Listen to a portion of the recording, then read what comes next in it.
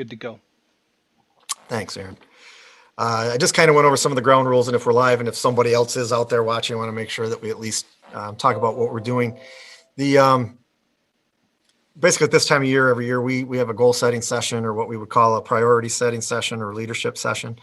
And with all we've been through in COVID this year and doing this by Zoom, obviously it's going to be a little bit different.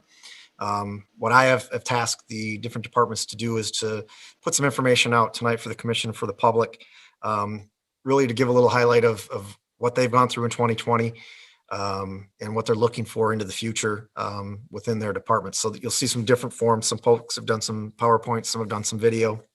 Some have got just some documents that they want to go over, and they'll speak with you. So there'll be a number of different ways that this is presented.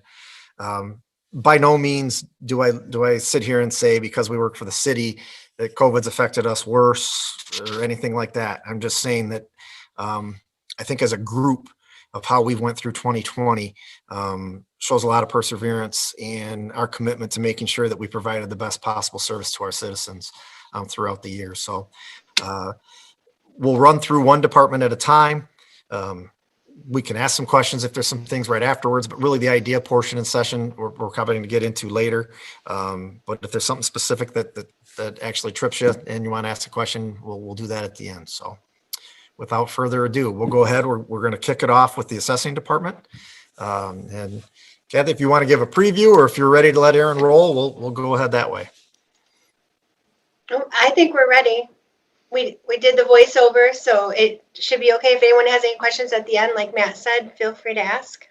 Sure. Thank you. I'll get this going for you.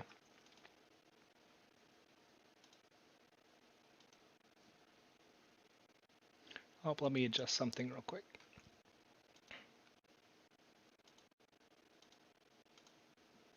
There.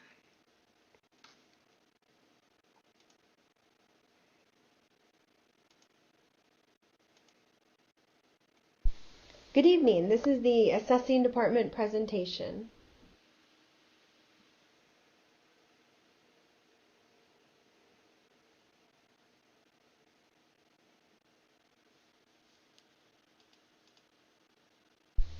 Our department is small but efficient.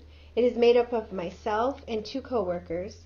Hannah Post, our property appraiser, is a Michigan Certified Assessing Officer, and Grace Catlin, our assessing clerk, is awaiting the opportunity to take the Michigan Certified Assessing Technician course.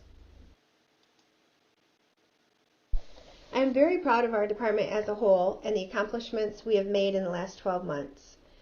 642 parcels have been visited in the past 5 months. We have also attended 42 hours of continuing education. Hannah completed her MCAO program in November and successfully passed the state exam. I became the president of MMAAO and serving my second year on the MAA Education Committee. Grace has averaged 18 hours a week in our department while enrolled at Central Michigan University full-time, and this winter she was accepted into the teacher education program. We've had a couple of setbacks this last year, such as losing 4 of the best field months, April, May, June, and July. Another setback was Grace's MCAT course being canceled in December. Our department's motto has always been, mindset is everything, so those setbacks didn't get us discouraged. We've actually had more positive adjustments than negative, such as we can now receive documents electronically, which speeds up the processing time. We learned that conducting December board review via Zoom was effective, and we will also be successful via Zoom at the March board review. Lastly, we've all created functional home offices where we enjoy working.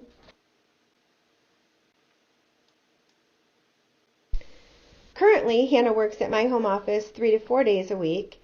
The other days she spends in the field with Grace and processing data at her home office. My home office allows us to work proficiently together, and it has allowed me to show Hannah and Grace many aspects of what goes into an assessment role, which helps them see how important all of our roles are in the assessment process and the end results of all of our hard work. Grace maintains the assessing records located inside City Hall and manages all the documents that need to be scanned, filed, delivered to the equalization office, etc. We ended up turning my City Hall office into our assessing command center. The overall total of parcels that we manage are 6,621. The International Association of Assessing Officers recommends there be one full-time employee per 1,500 to 1,700 parcels. That would leave us at 4 full-time employees.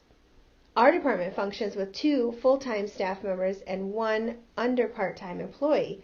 I feel this has been achieved by having good time management, devoted staff, and a lot of hours. Parcels visited were 642, 319 were Alma, 112 were St. Louis, and 211 were Emerson. 138 were Alma permits, 79 were St. Louis permits, and 3 were Emerson permits. Due to the pandemic, this was achieved in only 5 months. Many of those permits added new value to the assessment roll, which in turn added revenue to the city. There were 477 sales processed. Not all were arm's length sales, but every document that we receive, such as trusts, quitclaim deeds, etc., requires a decision based on state statute and the property transfer guidelines set by the State Tax Commission. We must make decisions on property ownership, partial interest, uncapping, etc. Last year's reappraisal has proven to do exactly what I was hoping for and more. The results of the reappraisal shined in this year's racial studies. Alma was at a 49.38% beginning ratio in the residential class. This means that when the property sold, the sale price and assessment was within 50% of market value. This is achieved by having accurate data on the assessments. What this means for the city is captured revenue when those properties sell. The assessed value becomes the taxable value, and if the assessed value is too low, the city loses money. If the assessed value is too high, the taxpayer more than likely will appeal to the Board of Review or the tax tribunal.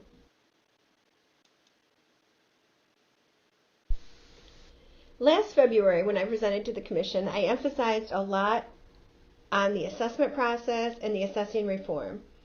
This year, I want to emphasize on a very important part of the process that receives little recognition: field work.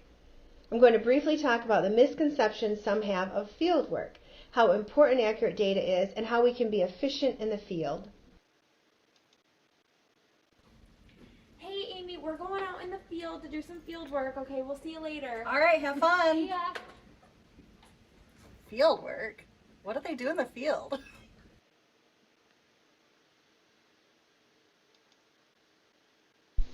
Misconception number 1. Coffee social hour. Not exactly. Misconception number 2. Walking around in a cornfield. Not that either.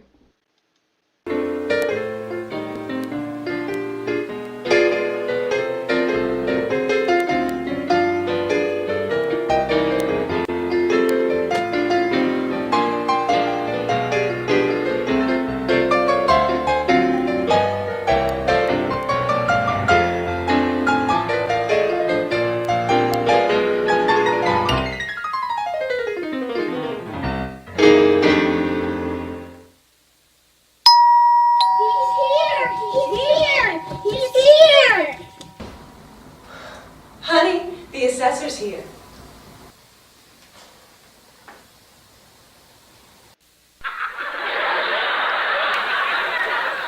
Welcome, welcome. Please, come on in. We've been expecting you. We've made so many changes since you were last here. Oh, we finished the new basement. And the TV room. We made a new nursery for Junior. And don't forget the new pool. That's right, honey. Please tell me you assess personal property too.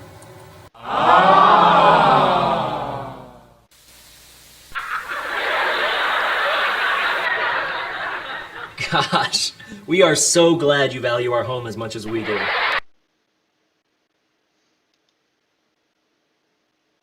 All joking aside, fieldwork is truly about a few key things: gathering accurate data on structures, communicating with taxpayers, investigating the accuracy of information, sales verification, personal property canvas. To analyze sales, we must know what the house looked like at the time of sale. In some cases, the house could have been remodeled or deteriorated, which would greatly affect the value at the time of sale. That is why it is important to be looking at all properties in the city on an annual basis. It would also affect our ratios and use of arm's length sales in our studies. There are 4 basic steps our department takes when we are visiting parcels.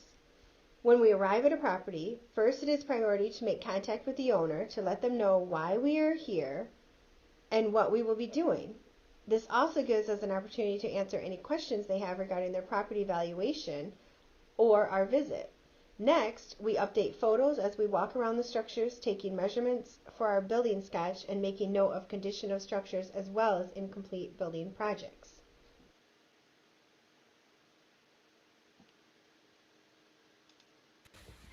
Good morning, Grace. Hi. Hey, so I printed out all the field work that we have to do today. Well, we don't need those printouts because we have Pivot Point now. Yeah.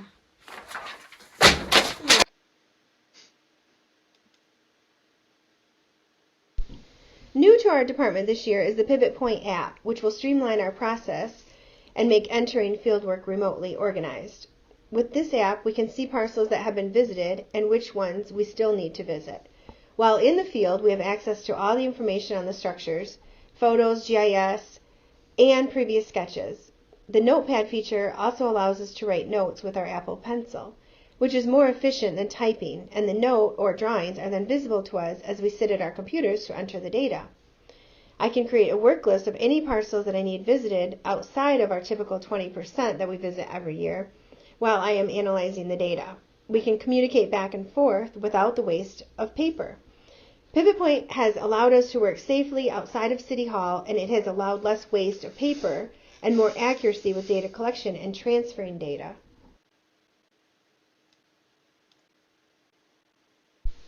Another great feature of Pivot Point is allowing us to obtain quality photos and include entire industrial or large commercial buildings in one photo. In the past, we've had to take multiple angles of large structures. Here are some examples of some commercial industrial buildings that we're able to capture with the new iPad.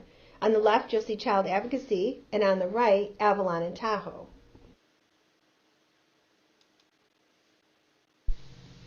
This concludes the Assessing Department's presentation.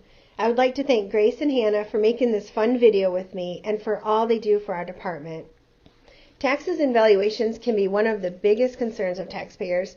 Please reach out to us if you have any questions on what the assessing functions consist of, and we would be happy to show you what our department does to make those values equitable and fair.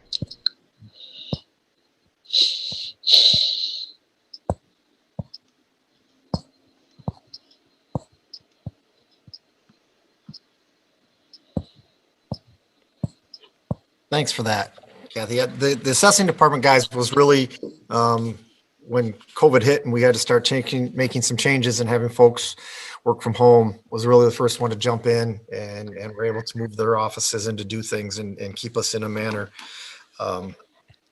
Much more than safety. I think that you've seen the efficiency of the work from home process and what's going to become more a way of business, I believe, as we go forward. So real good test run through that. And she's right. The team that they have and the things that they do to keep pushing us moving forward in some of our things is very much appreciated. And so I will, if there's any questions for Kathy specifically, we can take some now, or we can keep rolling and get to a bunch of them at the end. But thanks, Kathy, for your presentation. Go ahead, Raj. I just have a quick question. I heard this term last week or a couple of weeks ago, and I don't know what it means. What is arm's length sales or arm's length, whatever? So an arm's length transaction is it's a qualified sale that we use for our studies to determine values of other properties in the neighborhood. So it's an informed buyer and seller. It's on the open market. It's not a distressed sale, such as like a foreclosure or for sale by owner. I mean, some of the for sale by owner can be arm's length, but we just have to do a sales verification. So we collect that data in the field as well. We interview the buyer, try to find out, was it a relative sale, you know, it Right. just has to qualify for the arm's length transaction to use it in our sales study. Okay, thank you, Kath. You're welcome. Yeah, I had a quick one too. I know you talked about the 20% and the threshold you need to reappraise every year, but the numbers weren't on the same screen together and I didn't catch them. We did hit the 20%, correct? So the state recommends 20% in each class, you know, residential, commercial, industrial. Those numbers, we did what we could do in 5 months because we missed 4 months of it. So I think we were just shy in some of the classes of missing the 20%. We hit all the building permits though. I think it would have been impossible to hit. I mean, losing 4 months, you know, the April, May, June, and July, we didn't have anyone in the field. So we were out in the field as up until last week. So How many different classes are there that you have to divide this into, the parcels? So residential, commercial, and industrial. And we do have to look at the exempt parcels every year too to make sure that nothing has changed with them, that they still qualify for exempt status. And just to clarify, you're running, you said Emerson, St. Louis, and Alma. Now, do St. Louis and Alma or Emerson and St. Louis both contract with the city? Yes, or are you doing Emerson pays on your own? Emerson pays the city of Alma. So you used to do that on your own, right? Yes, Emerson, yep. And they, like the last few years, I think it's the third year that they pay a certain amount to the city of Alma.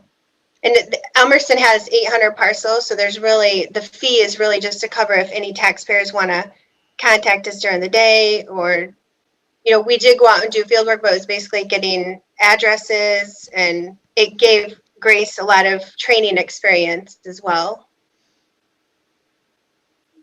Some of the properties didn't have addresses, so you had to physically verify addresses in the field. You don't do the same process there that you do in Alma for our parcels? Reassessing them? Yes. Yes. They just don't have as many parcels. Okay, thank you. You're welcome. Anything else? All right, we will move on into the second presentation that we have. And Aaron, if you're queued up, David, that'll be the Public Services Department. All right, mine's going to be more of a traditional, probably boring format if you guys are familiar with those, but I didn't have time to put, well, I didn't put a video together or anything like that. What I did do is came up with a 19 page paper. So when you get bored at the end of all this, if you guys want to read through it, you can. It's kind of a summation of all the departments as far as what has been done. I'm going to give you highlights. I'm not going to go and read page per page on all this information. For our new commissioners or ones that may not be as aware of what the Public Services Division does and entails, I'll give you a brief summation on that before we go further into any deeper details as far as what we did last year and some projects that we accomplished and different programs that we were still able to continue on with. First department is engineering, which is responsible for the issuing or preparing and issuing construction drawings and documents, construction inspections on city-owned projects, and the construction of all public works projects. Public Works Division is composed of the Municipal Garage Services Division and the Building and Grounds Division, which were combined about 12 years ago now, I think it's been. The division is responsible for the maintenance of all city streets, along with the maintenance and repair of sanitary sewers and the storm sewer collection system, and all the city-owned buildings, city parks, operation and maintenance of cemeteries, and the maintenance building, and the portions of the Gratiot Community Airport, which we still do the maintenance on that. This division is also responsible for the operation of the city motor pool fleet, which maintains the entire city-owned inventory of vehicles, equipment, and tools. The wastewater division is responsible for proper treatment and disposal of sanitary sewer waste. This process includes the operation and maintenance of this treatment plant itself, along with the operation and maintenance of 14 sanitary sewer pump stations located at various locations around the city. GAWA, Water Distribution. If you're not familiar with what GAWA stands for, it's Gratiot Area Water Authority. This division is responsible for the proper treatment of domestic potable water and the distribution of water to city residents and businesses. This division's daily operations include the maintenance and operation of the water distribution system, water wells, booster pump stations, water storage tanks, and the treatment plant itself. Moving along to the engineering department. During the 2020 calendar year, the engineering department engineered one road project and finalized the construction drawings for another, one being Hayes Avenue reconstruction project and the other being Iowa Street, which will be completed, or actually hopefully completed summer of 2021. Moving along next, I'm going to show you some slides. Familiar with last year's, these are our pavement surface evaluation ratings, or PASER for another term, or for short.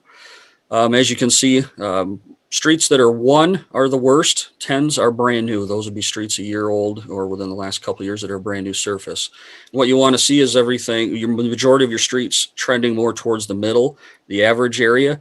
As you can tell, we kind of trend towards the middle upper edge of that PASER ratings system. Anywhere between a 4 and a 7, those would be your averages.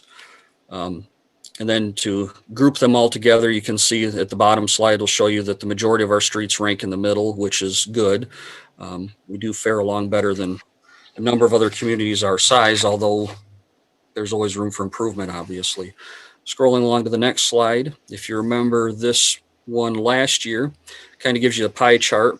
It shows you as far as another way of showing you our roads that are in fair condition, poor, and good, and it gives you a percentage of those. And down below, it shows you where our numbers rank against federal aid streets. And that goes within the state of Michigan. That's taken off their dashboard website. Scrolling along next to department achievements for the engineering department. We were able to analyze and archive the information acquired from the SAW grant. For many of the commissioners that remember, that's been an ongoing project for the last 5 to 6 years or so. And we've got the final product from that, and we're still going through, sifting through that data. Design, construct, and field engineer of Hayes Avenue project, reconstruction. Evaluate and PASER rate over 100 lane miles of city streets. Update and maintain the City of Alma's geographic information system, GIS for short. Process 68 public services permits. To put that into context, 68 public services permits. I'm kind of looking at this as a little bit of gauge as the community as far as where the economy's at. Back when I first started around the 2000 era, you could set your watch by, we would do 120 to 130 public services permits. Ever since 2008, 2009, that number's been around 50 to 60. So permits have rapidly dropped, and I use that as a barometer. It doesn't look like there's much money for maintenance as far as, private utilities and that sort of thing. So the numbers are coming up very slowly if I'm going to gauge them. And normally, like I said, those would be in the 50s, low 60s, but at least we're approaching 70 on that. Maybe that's a sign of good things, trending in the right direction. Complete annual parcel splits and joins for the city's GIS system and parcels. That helps out the assessing department as well as all of the other divisions that use the GIS system, give you accurate addressing and locations of properties and such. Also updating our utility information. Another project that we did this last year was seal coated 4 streets, including Loose Road, Yale, Grove, and we did half of Linwood this last year. So the engineering department over the calendar year 2020 oversaw over $1.31 million in construction projects for the city. One of them was the Opera House parking lot and lighting project. The other was the 2019 street reconstruction program, which was Hayes Avenue. That was total reconstruct, water main, and sewer as well. We also did the parking lot seal and stripe project, which hopefully helped Lori's area over there, and now people know where to park, and we also improved the service life of that parking lot. Public Works Department. There's 11 full-time employees, includes 2 motor pool garage service certified mechanics, 1 part-time clerk as of last year, and 2 seasonal employees, which was for part of last summer. That number was down from years past due to some budgetary restraints due to some COVID concerns where we were going to be at budget-wise. So we worked shorthanded basically all year, but we were able to, fortunately enough, bring on 2 seasonals towards the end of the summer, which did help. 2020 achievements from the Public Works Division. I'm going to emphasize this for all three divisions, but I'm going to talk about them separately on each because it was no small task, and we're still not out of these woods by any stretch of the imagination with COVID. I've talked a little bit about it with Matt and some of the concerns that we had last year and moving forward on how some of this will still work. But the Public Services Division, the Public Works Division, functioned flawlessly with little to not much notice to the public, with the exception of the parks were closed for people. That was due to COVID restrictions, separation and contact and all that stuff. But to emphasize that, of little to no notice to the public was a major accomplishment with what we had to deal with. That was really no small task, and it was much to do with the superintendents over there keeping the division separate, and also the employees trying to stay as safe as they could, staying separate in the vehicles whenever possible and masking up. Worked a portion of the year with split shifts. That was to try to reduce the potential of sicknesses or illnesses transferring across the department employees. We worked one week operational work shifts to help reduce those COVID exposures. We also were able to try working the 4 10-hour work weeks during the summer months, and we've mentioned this before, but from our standpoint, this was a huge success, and it helped us out enormously with helping department tasks accomplish the tasks and demands. What we did was started an hour early each day and worked an hour later. Working out in the morning helped us dramatically to improve what we could do in the morning because of trying to do it while the heat wasn't as intense, and we could accomplish more of our outdoor construction activities in the morning hours and take more advantage of that. We dealt with several high water events in the Pine River, managed the complete yard waste, fall leaf collection, household hazardous waste program, albeit it was later in the summer, as well as the parks and cemetery maintenance, along with burials and reduced staffing levels with the alternating work shifts. We repaired 5 emergency sewer breaks or obstructions in the sanitary sewer mains, repaired 9 collapsed storm sewers, repaired 20 catch basins, maintained 49.5 miles of sanitary sewer main, inspected, maintained, and serviced 443 of the city-owned light fixtures. And there's another almost same amount, 442 that are consumers owned, that we would monitor and make sure if they were working or not. We report those to consumers. And almost weekly, we would mow over 108 acres of city property, which includes all of the parks. And we have to do that almost every week, other than in the later part of summer when it tends to dry up. Then we can shift employees to do other tasks. We performed 47 burials and set 17 foundations. And our numbers, if anybody's keeping track, the burials were identical to last year, which I think that number is probably going to be skewed because there weren't as many funerals this year, obviously because of the social distancing requirements. In 2020, the department struggled to make necessary street surface patches, and many of you are probably aware of that. That was something that we didn't get to do until the later part of the summer, as the weather allowed us to shift daily tasks over to that. Instead of mowing, we could put them over on road repairs. In recent years, finding enough capable seasonal employees and retaining them throughout the years created deficits in staffing levels, creating a need to utilize full-time employees to complete what seasonal employees would have regularly been tasked to do. So last year we were at a loss for our seasonal employees, so the full-time employees had to pick up what seasonals would have done. However, in this past year was even more crippling due to the hiring freeze on the seasonal workforce due to COVID-19 related budgetary concerns. When speaking with the superintendent, Robert Albrecht and Doug Brooks, the limited progress we were able to catch up on over the past few years, we lost out on just because of the staffing reduction. And like I said, you can notice it. So it wasn't without notice. But however, it was not all gloom and doom. The department was able to try working that 10-hour or 4-day 10-hour work shift, which I cannot emphasize enough how beneficial that was in trying to get more tasks done. And it helps because with the extended work time during the day, you could dedicate the staff to working on a construction project as opposed to having to stop early, because at the end of the day, you could keep that going longer and you could work longer intervals without, lunch breaks and any of that type of thing. So those are something we'd like to look for as well. So there was a silver lining to some of this. And continuing projects that we're going to work on are updating city-owned lights as they go out. We're going to update those to LEDs, and that's mentioned in here. It was also mentioned last year, but I wanted to make sure because every once in a while that does come up as a question. And that's city buildings, all city-owned buildings, excuse me. Next, we're going to move to wastewater division. They have four full-time employees, one seasonal. The one seasonal we did not bring back, again, was due to budgetary concerns with COVID. 2020 wastewater treatment plant achievements are we treated over 571 million gallons of sanitary sewer waste. There's some other stats there I'm going to save you on. If you want to read through those, you can. They're all equally important, but we also land applied 222 dry tons of biosolids.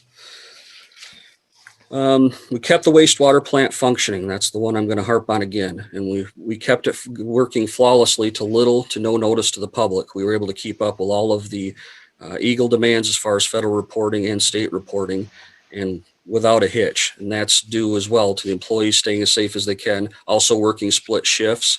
Can't emphasize that enough. It's very much a change, but it did work out and we were able to keep the operations going. Because these jobs, like many of us probably know, we can't work from home on these. We have to have bodies to show up to work. They worked a portion of the year on split shifts as well, like the other divisions, and that helped out dramatically as well. We'd work 2 on and 2 off during the weeks or days. And we also had people coming in and working more during the weekends as opposed to not before. So they had to change up some of their weekend plans as far as their weeks on and weeks off for those. Just to do a comparison with more people at home, last year we treated 625 million gallons of wastewater material. This year was 571. So it's still right in line. So if there's a question as far as were there more people at home, different things like that, did we treat more? So that's a stat you can kind of think a little bit about. Task that we did accomplish, we did 8 mixer replacements and received a $25,000 consumer's energy rebate for those 2 separate projects. We prepared 2 aeration basins for aerator equipment replacements. The equipment's purchased, but we're just now waiting on the weather to break so we can install those. We prepared the polishing pond and we cleaned it in the summer of 2019. That also was a major accomplishment because that was definitely due. We entered into an agreement with Consumers Energy for their peak demand reduction program, if any of you remember back a number of months ago, and that can provide the city with up to a $3,000 a year rebate. If Consumers calls on us to operate they have up to 3 times a year for 1 day to have us run the emergency generator to help with their peak demand days. And if we participate in that, they'll give us a check for $3,000 at the end of the year. That goes into effect this year in 2021. We were also able to continue on with testing the plant for future changes that might come or that are looking to come down our way from EGLE requirements. Superintendent Darren Johnson has studied and employed the biophosphorus removal option at the wastewater treatment plant. He's testing this to see if our plant can even meet the future requirements for biophosphorus removal. We can do it, but we'll have to do some plant upgrades as far as extra equipment to add on and purchasing or sourcing some carbonaceous material so that'll help us with our phosphorus removal. It is doable, but we have to find a source of carbonaceous material to help to remove it.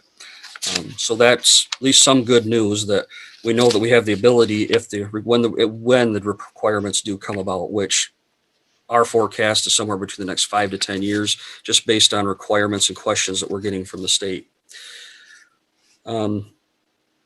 Water distribution and GAWA, which are combined.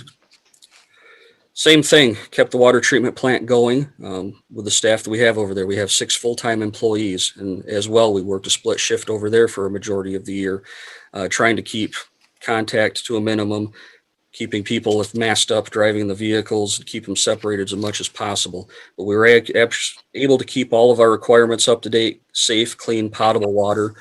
That is no small task, especially during this situation.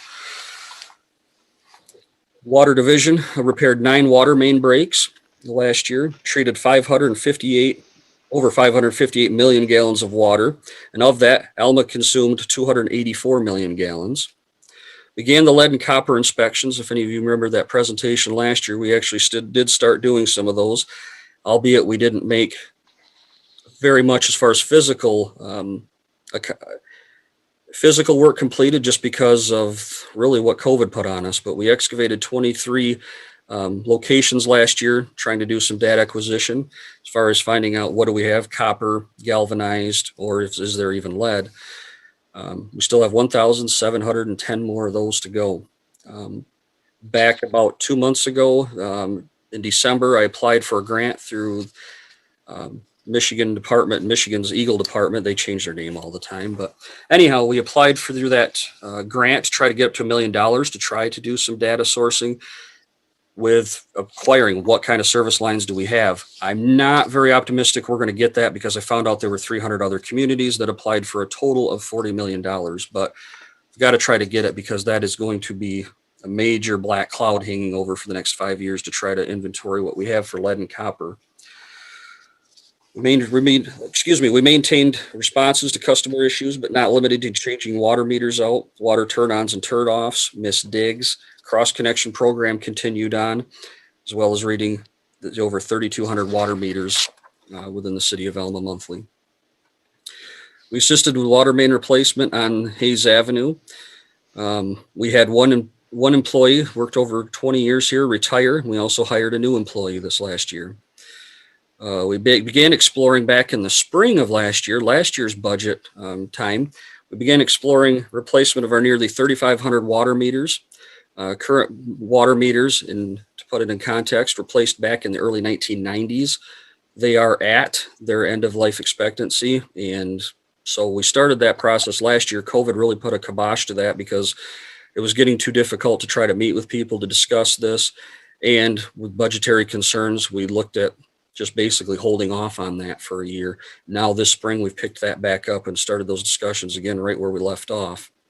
And we also have done some preliminary well 12 project coordination, and we expect for that project to light off this summer. So that'll be in addition to our city-owned wells. And that's the public services divisions. I don't know if anybody has any questions, but like I said, this is a part of your packet. You're more than welcome to read through it if you have any questions. I know I tried to skim through that as quickly as I could, but those are the highlights of things. And Dave, I just have one question. A while ago, there was a chart, and maybe you already have this, and I'm sorry, I apologize if I can't remember. Mm-hmm. Like each year there was a street project, mm-hmm. You know, like Slater was on there, Hayes was on there. Mm-hmm. When do we have the next group lined up for what we're going to do? No, I know what I'm going to do for the next couple of years, but as far as the 6-year plan, that's something that we'll put together in the fall of this current calendar year, and then we'll present our list of streets to the city commission and our recommendations on streets, and then that millage goes out next spring for renewal. But the next segment of 6 years will come out next year. Okay, I would like to, I'm sure you already know this one, but Elizabeth Street with all the buses coming down it every day and our kids are halfway sideways, I would put that on. I'm sure it's on your list, but I see that every day. The buses are kind of sideways going down the street there. And guys, I'll be sending out all these packets and everything to you in the different annuals and stuff after this. I didn't want to send them ahead of time because I would rather have a nice discussion to start. So. Just one thing I didn't brush on, but last year, if you remember the goal setting session, and I apologize to the new commissioners that Danny wasn't part of that, but to give a brief summation, last year we talked about where we were going with the lead and copper inspections, what state requirements were going to be, and as well as wastewater treatment plant upgrades and improvements. Those aren't dead. COVID really did mess with trying to put some of those plans together as far as being able to meet with people, talk about grant opportunities. There were 2 grants that I was watching last year that expired. They didn't expire. They were held off. And then in June, I was notified one of them was going to be discontinued. There was another one for GAWA that we were looking at. That one also was discontinued for a year because of the state budgetary concerns with COVID. But it's just very difficult to meet with engineers and as well as talk to anybody right now within the state of Michigan as far as grants. And they don't even know what they can send out and what's going to be allocated. I fully expect another year like this because no one really knows where the budgets are going to be. And as far as COVID relief, a lot of that money is drying up to go towards the COVID relief. those projects are still very much on the front burner. It's just that coordination for the lead and copper and trying to line up and get some schedules together as far as where we're going to go with wastewater treatment plant upgrades and that sort of thing. I can tell you that the requirements aren't being postponed. None of those are. So that there really, we didn't make any headway as far as wastewater treatment plant upgrades, and the lead and copper, as you can see, we didn't make the dent that we would like to have done this past year. This is Greg. I've had some conversations with Matt preliminarily about the way we rate our streets and the way we set up our next, our future projects. Yep. And I think that I would like to see us perhaps consider some additional factors in that assessment. Okay. Do you know if your software can accommodate that, or have you given any thought to, and maybe Matt hasn't even talked to you about this yet, but is there a way to do that you're aware of right now? I'm not sure of the factors that you're speaking of, but what I will tell you is what I use, and you can interject if any of these don't fit where you're going with it. So I apologize for that. The factors that we use to come up with street reconstruction areas, if you remember back 6 years ago, God, the time flies by, we used to rate them heavily on the surface Paiser rating, and throughout the last 10 to 15 years now, we've emphasized utilities because we're having a number of breaks. As you can tell, as everyone knows, our infrastructure is not improving. So what we've done in this last 6-year plan was based heavily on criticality and the amount of breaks that we have for infrastructure. It was heavily based on water breaks and heavily based on sewer breaks. Then we also took into account the Paiser's rating. So the filter that we used to come up with roads were based on that. Any road that was considered less than a 4 in poor shape, poor condition, then we would look at the amount of breaks on those streets. And if they had a number of breaks, and then we have to take into consideration the amount of money it's going to cost, because we only have X amount. So we have to divide this up and get as many streets as we can. So we look at the road surface rating, then we look at the amount of utility breaks that it sees. And then from there, we come up with a list of streets that we'd like to do. Then we look at how much money we have and how much we can get for bang for our buck for those replacements. And then geographically, we take geography into equation, because when we're coming up with that list, we don't want to pick on particularly one segment of town, be it the Northeast, Northwest, or things like that. We try to get all the areas of the city within that 6-year span to try to show, and because all the, a number of the streets need work, but to try to show all the neighborhoods that, because this is a city tax that actually it's a millage, we want them to show where their money's going. So we try to hit as many neighborhoods as we can and try to get it geographically split around the city. And that's really the gist of how we've done it in the past, for the past 6 years. And geography has really played a part, at least since I've been here anyway, since 2000, and I believe it was prior to that. And that's how we come up with that list that we present to the commissioners. Thank you.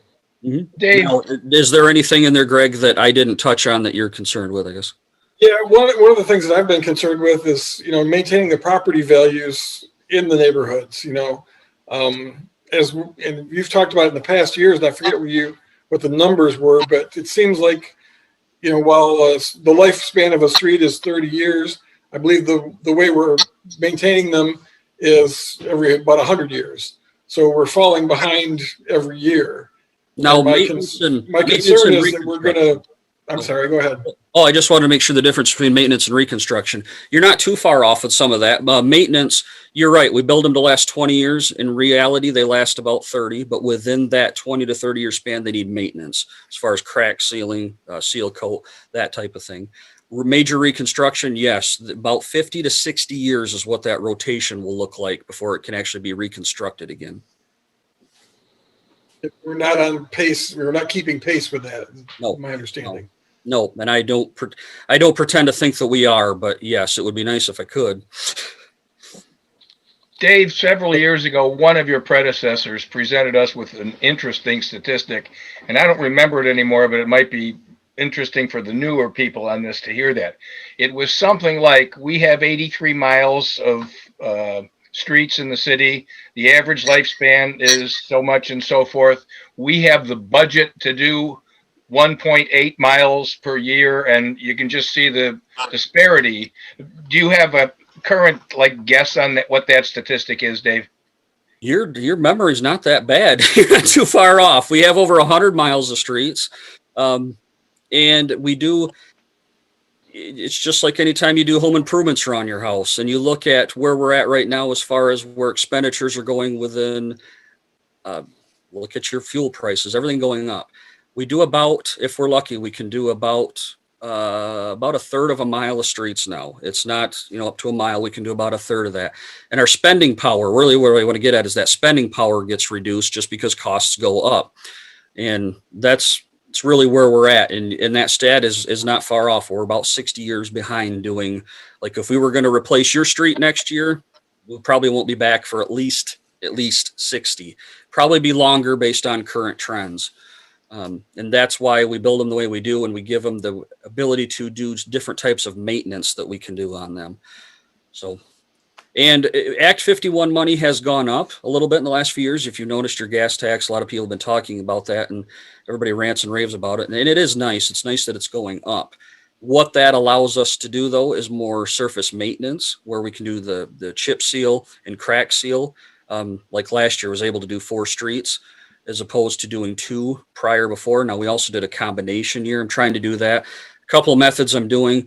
If I put out what we can budget, I might not get as good of contract numbers, but if I can do 2 years at a time, I can try to get more bulk buying power and try to reduce those rates and get more streets done for a lesser cost by just bulking up with them. If you talk to residents, talk to constituents and things, people might complain. They're not usually happy about the chip seal program, although this year I will say that we had very minimal complaints. I hope it was that way on your ends. Roger, we did one right up by you, Yale Street. One of the things that we'd been talking about for a number of years was doing fog coats. And this year we had a pretty good fog coat that was done on it. That helps with stone retention, and it helps the longevity of those seal coats.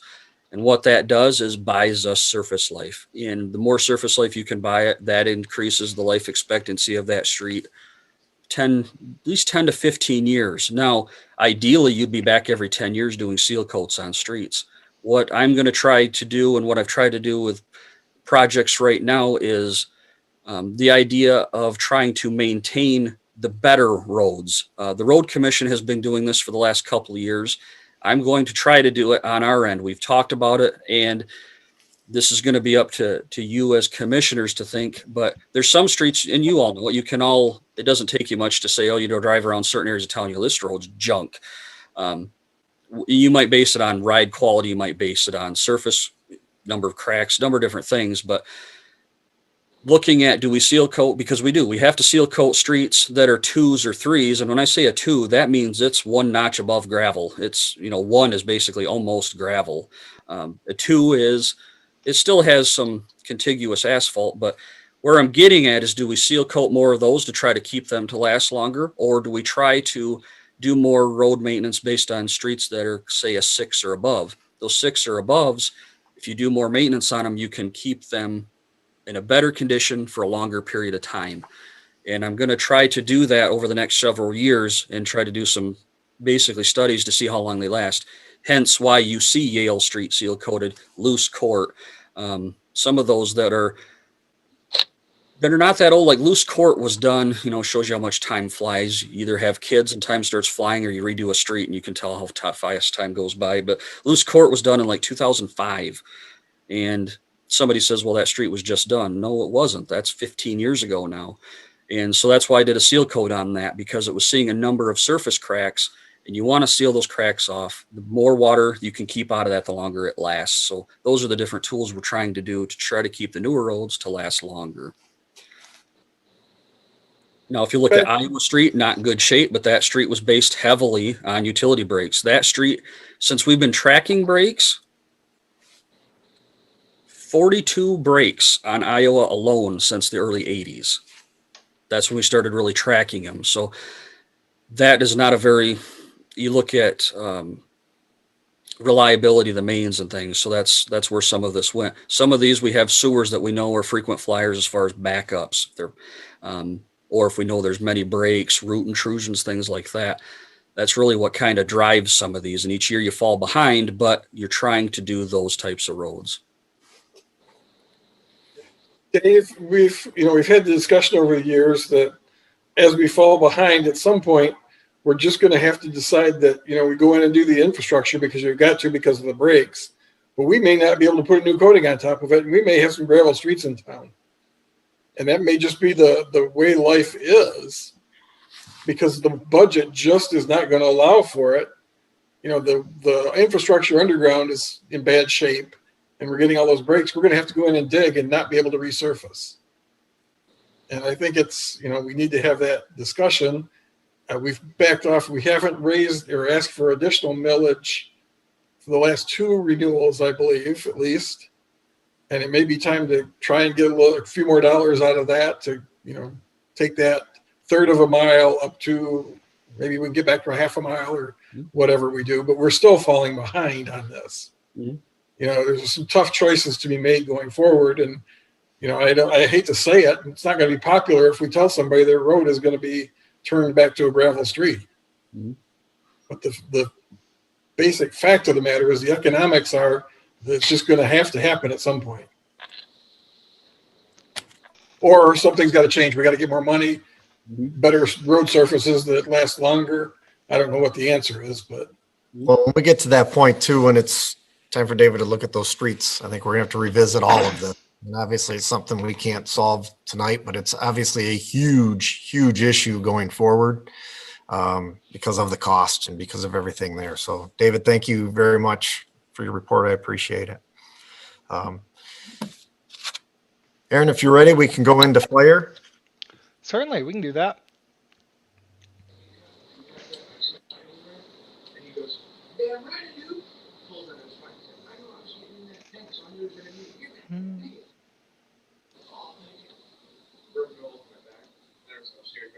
Hello, my name is Jim Bailey. I am the Alma District Fire Department Deputy Chief. I'll be leading you through this presentation. You will meet the command staff and members of the ADFD. I will also talk about the challenges of 2020, how we adapted and overcame, and the accomplishments of this department despite that challenge. The director, Mark Williams, will end the presentation by talking about our plans for 2021. First, meet our command.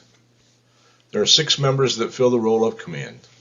The ADFD command staff consists of the director, the chief, the deputy chief, the captain, the first lieutenant, and lieutenant.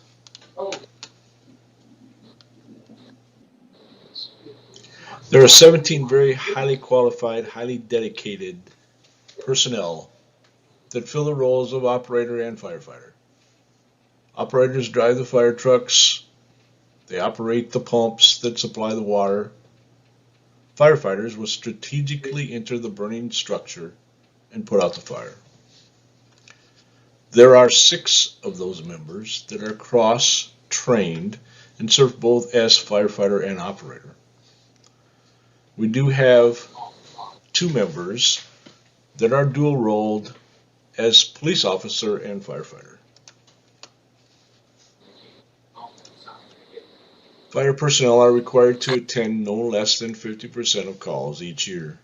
In 2020, the average percentage was well above 50%, and the department is consistently working hard to provide the best service possible.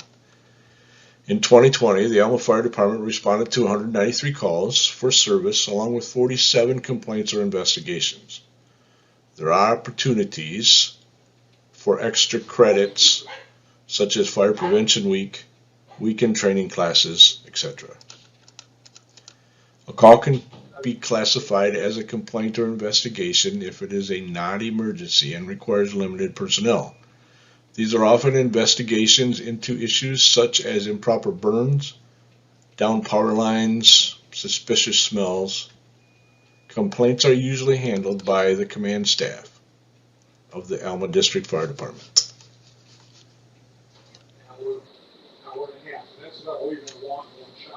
Here I'm showing a graph of the number of runs per month in 2020.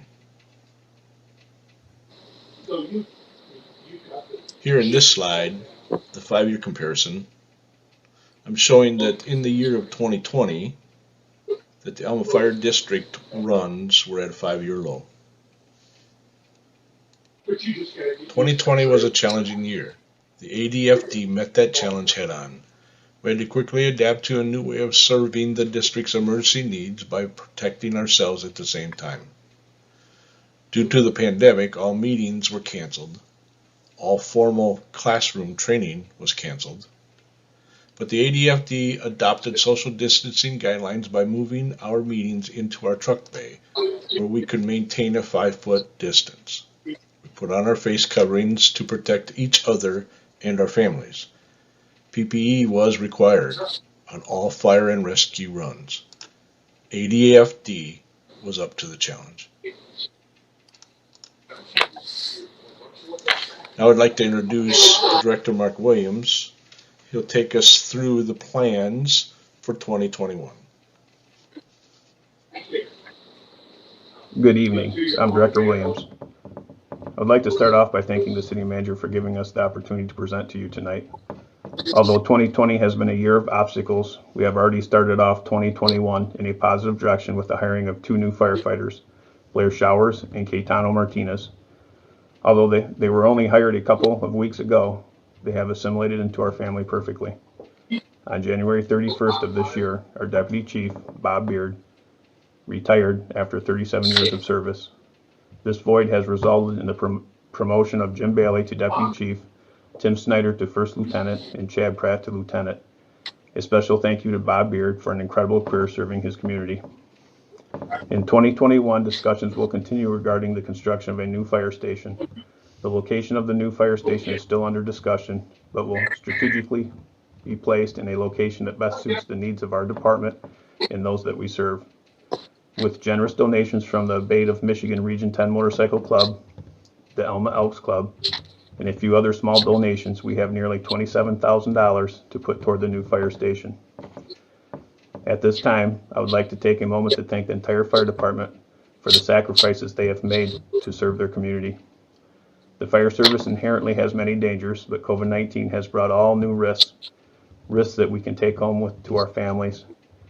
Under the leadership of Chief House, we have been operating under modified and improved procedures that have helped to mitigate unnecessary risks to our members. Chief House is a 48-year veteran of the department who leads from the front. Chief House challenges me in many ways to ensure that our department is running in the best way possible. For my sake, I'm blessed that patience is one of his inherent qualities. A special thank you to the City Manager and the City Commission for your commitment to the community. We appreciate you and what you do for our city. It would be remiss for me not to mention the loss of our beloved firefighter, Marlon Brush, in March of 2020. Rest in peace, brother. It's not going to help you unless I try. No, I mean, if you want to ride. Thank you, Jim. Thanks, Mark. You mentioned some of the stuff that we have going on. We had a fire meeting just last week, and I hope to be bringing some information soon, I think, as to where we're heading with working with our partners in the townships as to what and how we can best utilize some of the space out there. But know this, that I think we're going to get there. To me, it's been one of the things in the 3.5 years I've been here of trying to get the fire board to operate as a board. And I'd like to think that our last meeting got us moving in that direction, and hopefully it will continue. So if there's anything for Mark or for Jim, if not, we can move into the department. We can take those all up. Somebody. Yeah, let's make sure we're mute because we got something hitting there. Thank you. All right, that was our first time we had to do that in this meeting. That's pretty good. It's not bad. All right, let's get that queued up. All right, thank you.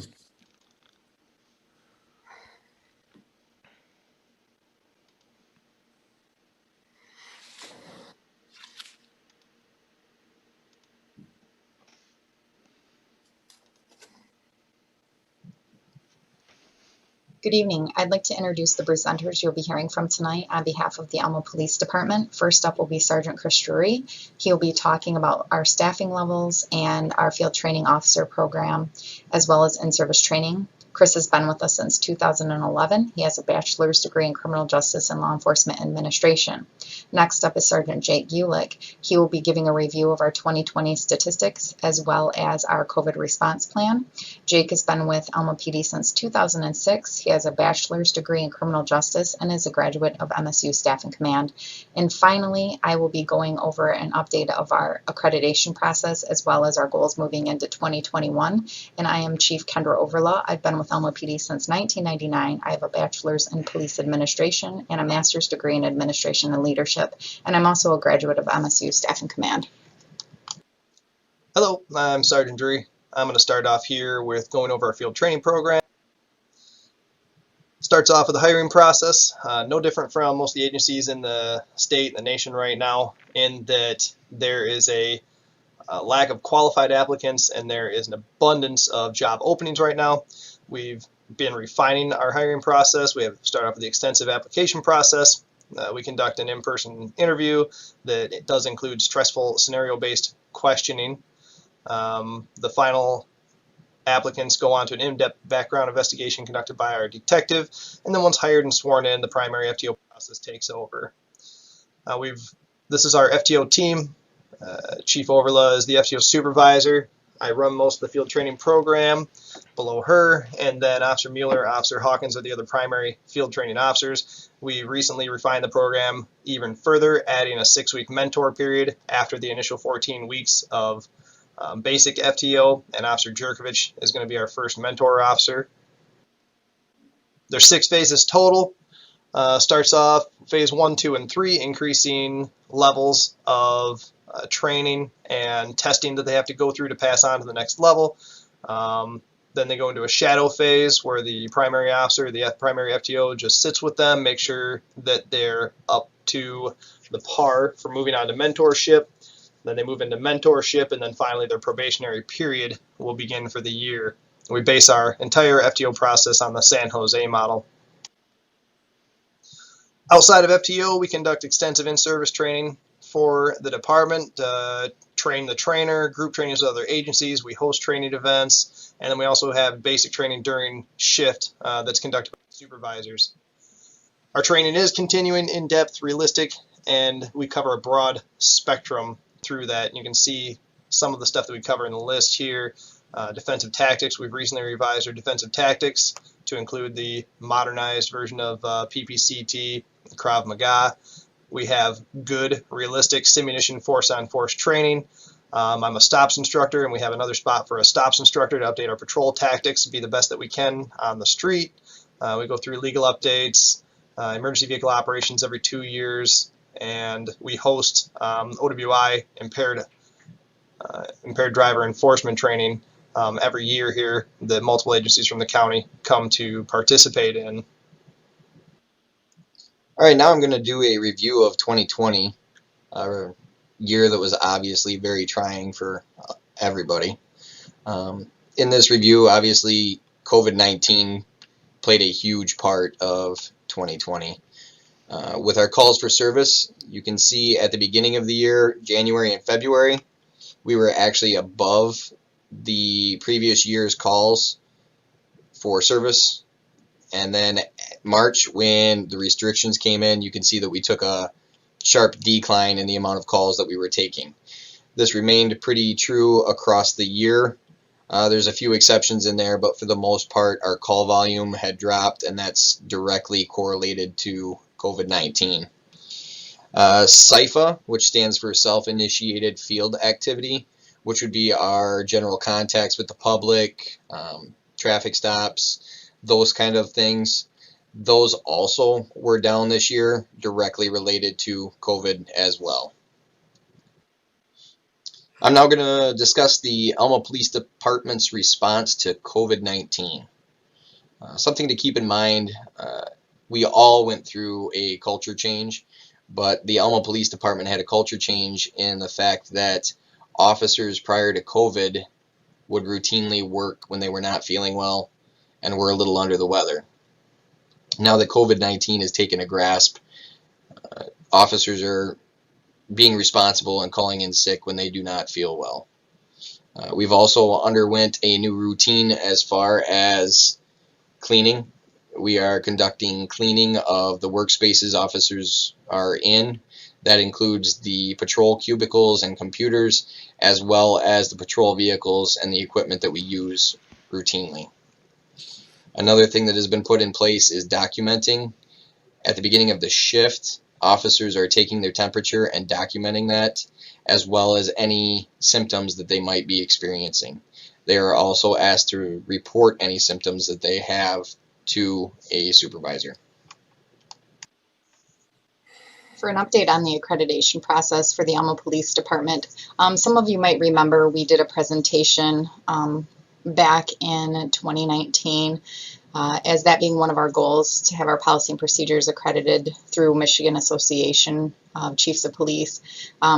We've started the process, and then we've put it on hold for just a little over a year, actually, due to staffing issues and just being pulled in quite a few different directions. We are back on course, and we're actively working on updating the policies and migrating to an online platform. So the online platform that we chose is Power DMS. Not only is this very user-friendly, it allows us to securely store our old policy and procedures in the document archive section. It's very accessible to officers, so essentially they have the policy and procedure manual with them everywhere they go. In their car, they can log in on their MDT. There's accountability pieces woven into this system by way of when you sign in, you're acknowledging that you're reviewing anything new that's assigned to you, or looking at your work list queue, so that if, for instance, a supervisor has created a testing module or assigned a certain policy for you to go over by a certain date, everything is logged and archived within Power DMS. We entered 2021 with staffing levels that allowed us to implement the community service officer position once again, and I'm pleased to announce that Officer Casey Mueller has accepted and will begin those duties as of February 15th.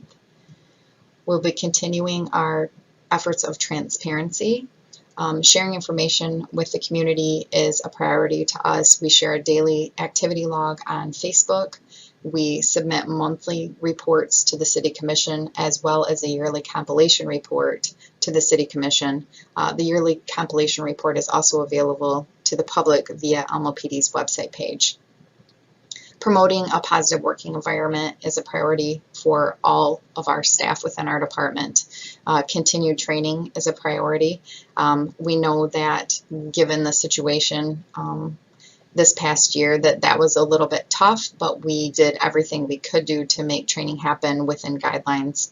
And we're happy to report that it went very well, all things considered.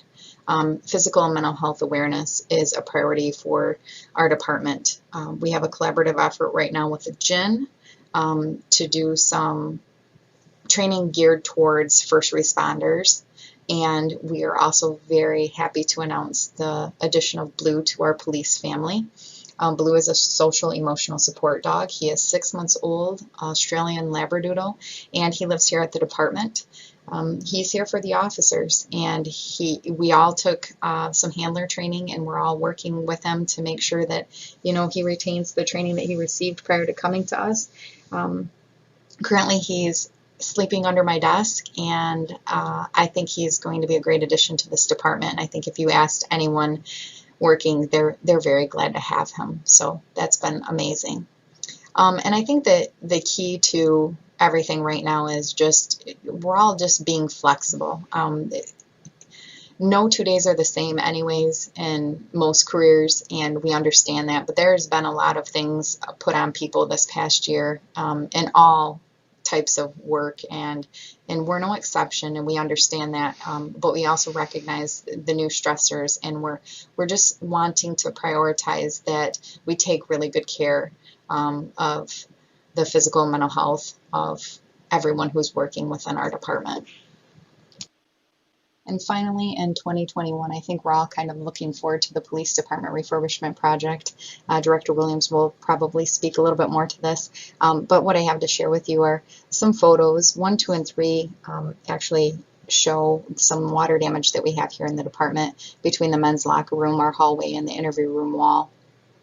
And in an effort to provide officers with appropriate amount of workspace and including privacy considerations, we'd like to reconfigure the main office space too. Picture 4 shows you where officers currently go to do follow-up and type reports and that kind of thing. And we're looking to add a couple individualized cubicles so that we can, you know, offer a level of privacy for case integrity. Good evening. I'm Director Williams. I've been a member of the Alma Police Department for 23 years. I have a bachelor's degree in criminal justice, and I'm a graduate of the Northwestern School of Staff and Command. I would like to start off by thanking the City Manager for giving us the opportunity to present to you tonight. It has been a year like I've never experienced in policing.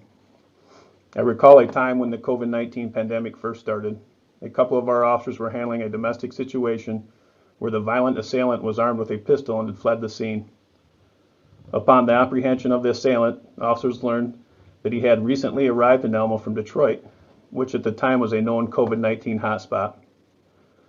The individual also displayed a severe cough and was sweating profusely from the backseat of the patrol vehicle. It was also learned that the victim, who was being interviewed by additional officers, also displayed the same COVID-19 symptoms and was presumed COVID-19 positive. After the incident was resolved, the involved officers reported to the police department where they stripped themselves of their duty gear and outer clothing. As they showered, Chief Overla disinfected their respective gear and patrol vehicles. Once done showering, the officers put on a clean uniform and went back to work. Since then, officers have been dispatched to several homes where there are known COVID-19 positive residents. These incidents range from assaults where the participants are bloodied and angry to medical situations where up-close medical aid is required and provided. In most cases, these individuals are unable to or choose not to take protective measures to help protect our officers. The reason I tell you these things is not to brag, but to let you know that the officers that we employ here in Alma, the officers that took the oath to protect you and I alike, are carrying out that oath. The COVID-19 pandemic, coupled with the stain that was placed on the policing profession by a few heinous acts carried out by police officers who should have never been in the profession, have made for an extremely difficult year. There are 3 key factors that have allowed us to persevere through this difficult time.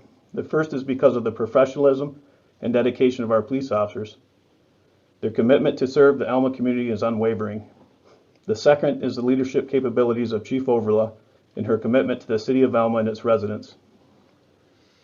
Chief Overla is highly respected in the law enforcement community and is the primary reason the Alma Police Department is at the forefront of policing. We are very lucky to have her. The third is the support that we receive from our community. When times get tough, our community always seems to come through and support. We see and hear you. We love caring for a community that cares for us. With what we have learned and overcame in a very difficult 2020, 2021 is destined to be a better year. A special thank you to the City Manager and the City Commission for your commitment to the community. We appreciate you and what you do for your city. Thank you.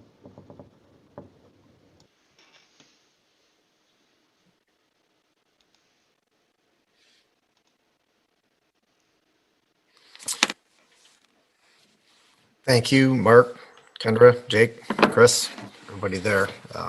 If there's anything for the police, I will have to tell you, I'm old school, and I would be honest to tell you I was a little bit shaky about Blue until you see him. Then until you see him in here and you see the effect that he has on the officers, I was like, whoa, not what I expected as an old cop, but pretty neat to see.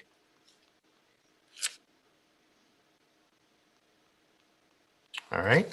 Thank you, guys. Aaron, if you're ready. Sure. We'll go on to human resources, correct? That's correct. Super.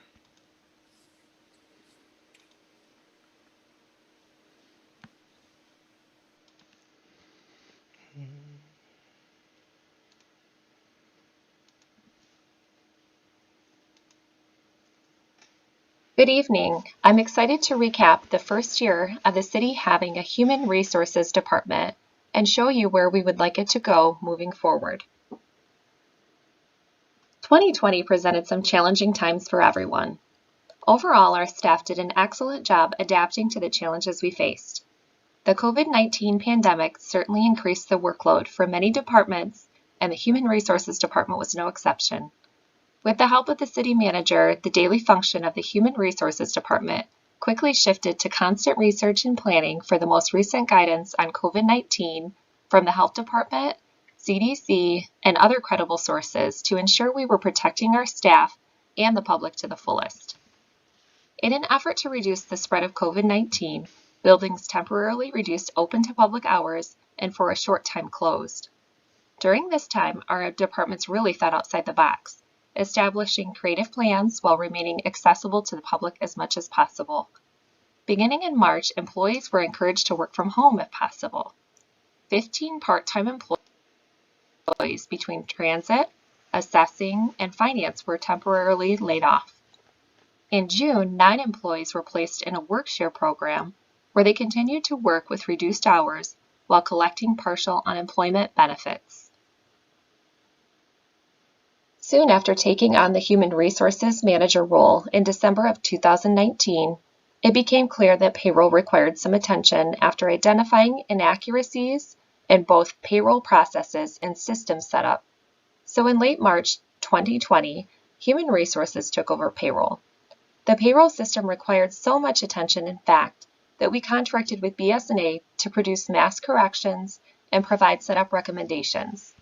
We are still working through this process, but overall the payroll system is in much better shape. One goal for the Human Resources Department in 2020 was to improve employee communication.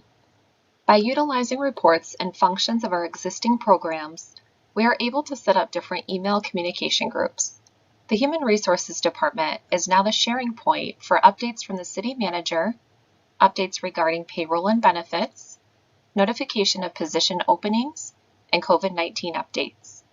These communications are reaching more employees than ever before. Employees can also access Alma for these updates, as well as benefit information, forms, and policies. As with any business or governmental entity, we're always looking for ways to bring down costs and simplify in any way we can. One area in which we have been successful is by consolidating benefits with our carriers. In planning for the 2021 benefit year, we went from 9 carriers to 5. This saves time on remittances and communications with multiple carriers while receiving a cost savings and is less confusing for our employees. For the 2021 plan year, we have also began to deduct for employee cost shares over 24 pays as compared to 26, which reduces the liability on the city as we are invoiced on a monthly basis. This also saves time in calculating residual employee deductions upon termination from the city. The 2020 year proved to be a busy one in personnel management. We welcomed 14 new employees and saw 11 employees leave the city. Of the 11 employees that left, 2 employees retired, 5 voluntarily terminated their employment, 2 were involuntarily terminated, and sadly we had 2 employees pass. We also had 4 employee promotions from part-time to full-time. The Human Resources Department scheduled and attended over 55 interviews in 2020 and managed hundreds of applications for these positions. One position received an overwhelming response with over 160 applications from interested candidates. Moving forward into the 2021 year, the Human Resources Department has many goals to achieve. Some of these goals are to continue processes that were implemented in 2020, such as continuing to improve the payroll system and new hire process, while others require review of processes that have been in place for many years. I look forward to these challenges, and I'm hopeful that 2021 brings us all some normalcy. Thank you for your time.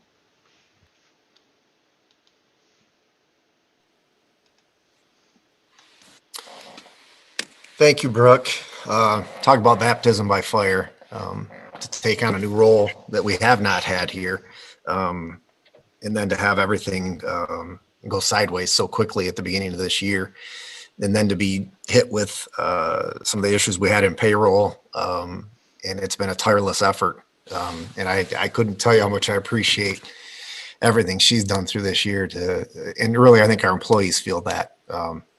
Where I sit right now with it is making sure that they don't overburden her, that she is the human resource manager. She can't solve everything, but she's there all the time and working hard. So I really appreciate it. So if anybody has any questions, I am extremely happy as to the way this new position has worked out and what benefit it has been to the city. Greg, Brooke, and I would just like to echo Matt's statements and his appreciation. From everything I've heard, you've been doing a terrific job, and you've taken us to a level that we haven't seen before. Not to denigrate anybody that tried to do your job before on a part-time basis, a very part-time basis. You know, I think so many things just got neglected because there wasn't enough time in the day. And the fact that you're picking things up and bringing us into a more modern era is really appreciated. So I think the staff appreciates it, and certainly the commission does. Thank you. Thank you, Greg. Thank you, Matt. I'm honored to be here, and everyone, has just been so terrific to work with. And it was a really difficult year, but I'm happy to be here and working alongside of everyone. So Thank you. Aaron, if you want to keep us rolling. Yes, sir. We'll move on to the library presentation.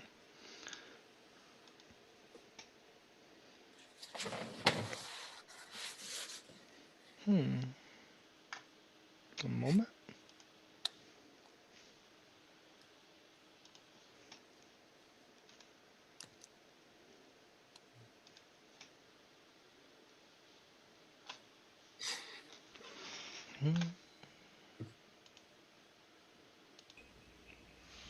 Greetings from the Alma Public Library. I think we can all agree that 2020 was a challenging year across the board. The library was certainly no exception. However, with an amazing staff and some innovative thinking, we were able to put together some alternative plans to provide quality library services to our entire community. On March 13, we had to close our doors to the public.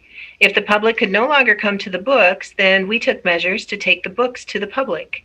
Almost immediately, we began offering curbside services.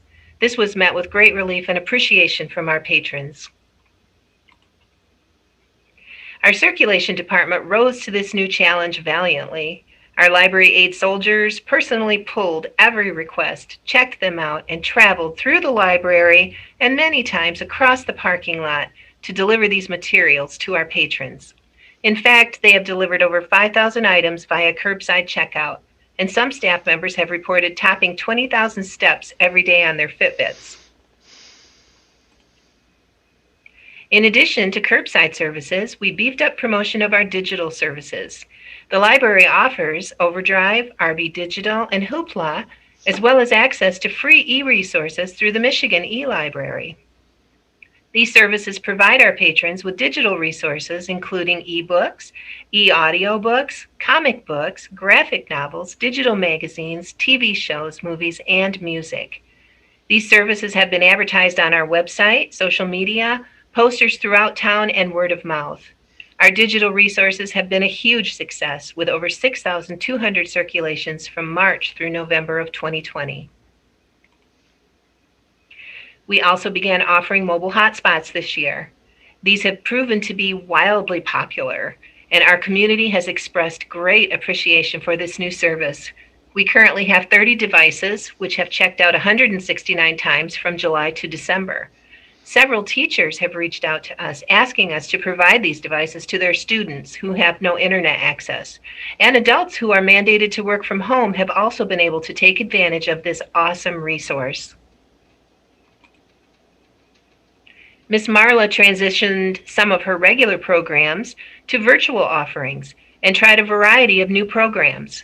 From March to July, she recorded over 70 programs that gained over 10,000 views on Facebook. We have transitioned to one monthly craft, a weekly story time, and posting at home activity suggestions on our social media.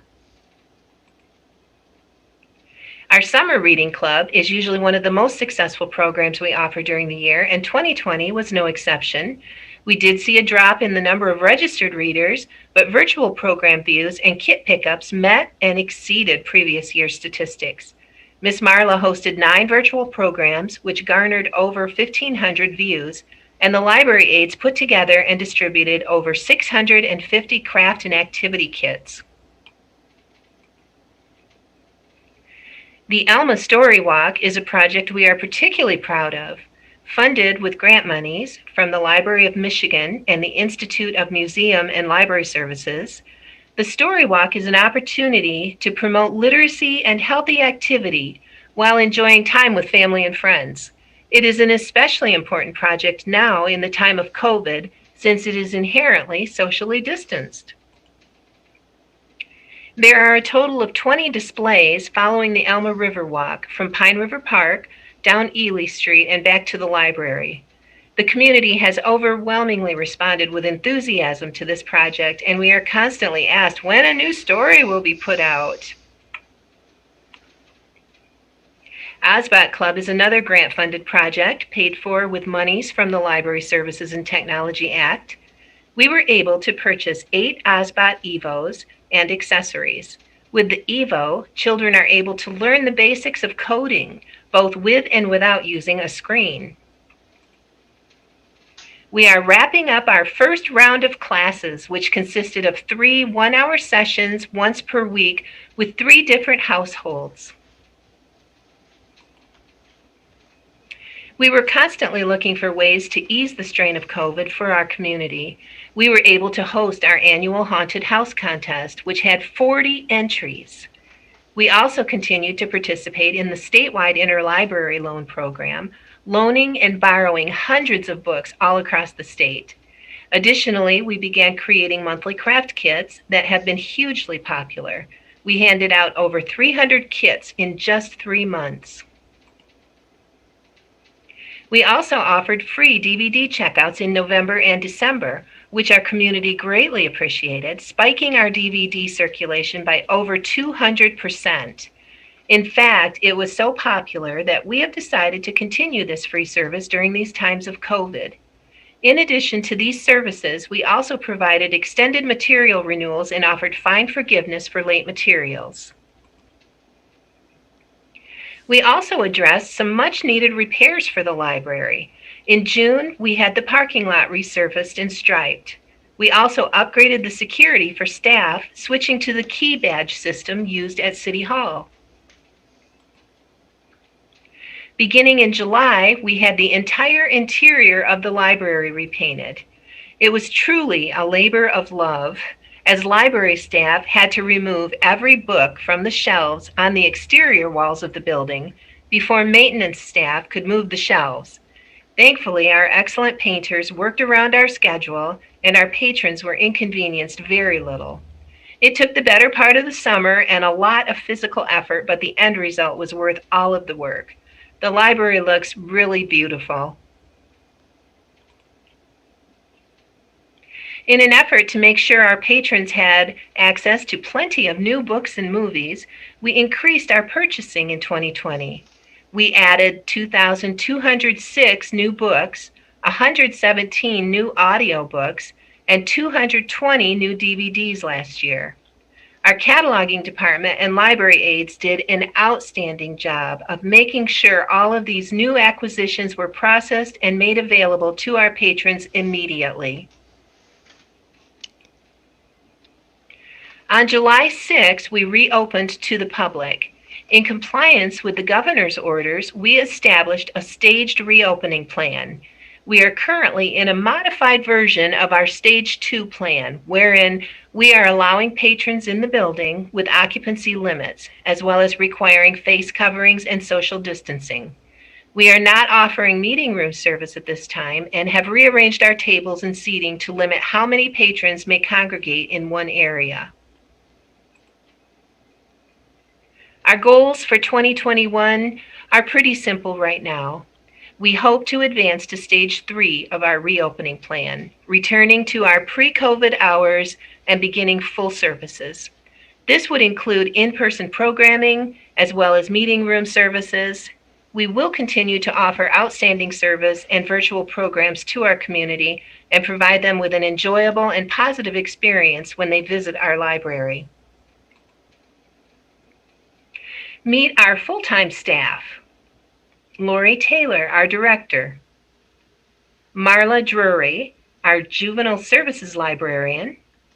Kaylin Schooley, our circulation manager. And Olivia Waldron, our cataloging and technical services librarian. Meet our outstanding library aides, Alex Brazy, Angel Alfeld, Lillian Hubble, and Samantha Miller. We're so proud of them. Finally, a brief note on what the library has meant to just one of our regular patrons during 2020. We are so grateful to have had such an impact. Thank you so much and have a good evening.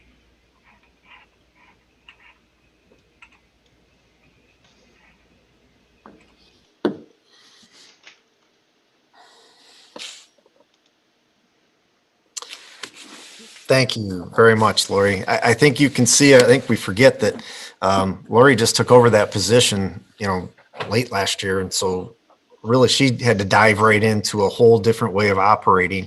I think you can see the enthusiasm for making changes and modernizing what we're doing at the library. And I think it really became very essential to our community, especially through those early months, still being able to give folks that sense, like it said, that sense of normalcy. So anybody has any questions for Lori? Thank you very much. Not any questions, but I just got to say, I think back to a number of years ago when we were actually remodeling the library and building it new, I guess is what it really turned out to be. And some of the conversations around, just what's the library going to look like in the future and why are we investing into this library? Because books are going to become obsolete as the future goes on. But I think we just saw a demonstration of the embracement of technology, how that building has become a critical hub for the community. And it's wonderful to see that happening. There's a lot of good stuff in there. That was really a nice presentation. Appreciate it. Thank you. Here, here. Thanks, Roger. Okay. Normally if we were all sitting in the same room, I'd say anybody got to go to the bathroom, but I guess at this point in time, if you have to go, you black out your screen and you may miss a little something, but we'll keep rolling along here. Okay. Aaron, you're up, buddy. Okay. We'll go back to the transit presentation now. Thank you. Sure. Well, thank you. Mine isn't nearly as high tech because I'm simply not that high tech. So I do have a few slides that Aaron will put up for you, but just like every department in the city, 2020 was very hard for transit. Like Brooke had said, there was a point where we had to lay off our entire part-time staff. So that was definitely some hard times. But during those hard times, we found ways that we could still have an impact and serve the people in our community. We got creative and we started providing service with grocery delivery, medication pickup and delivery.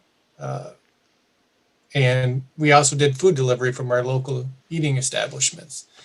So there was a lot of people that, and this was free to our patrons.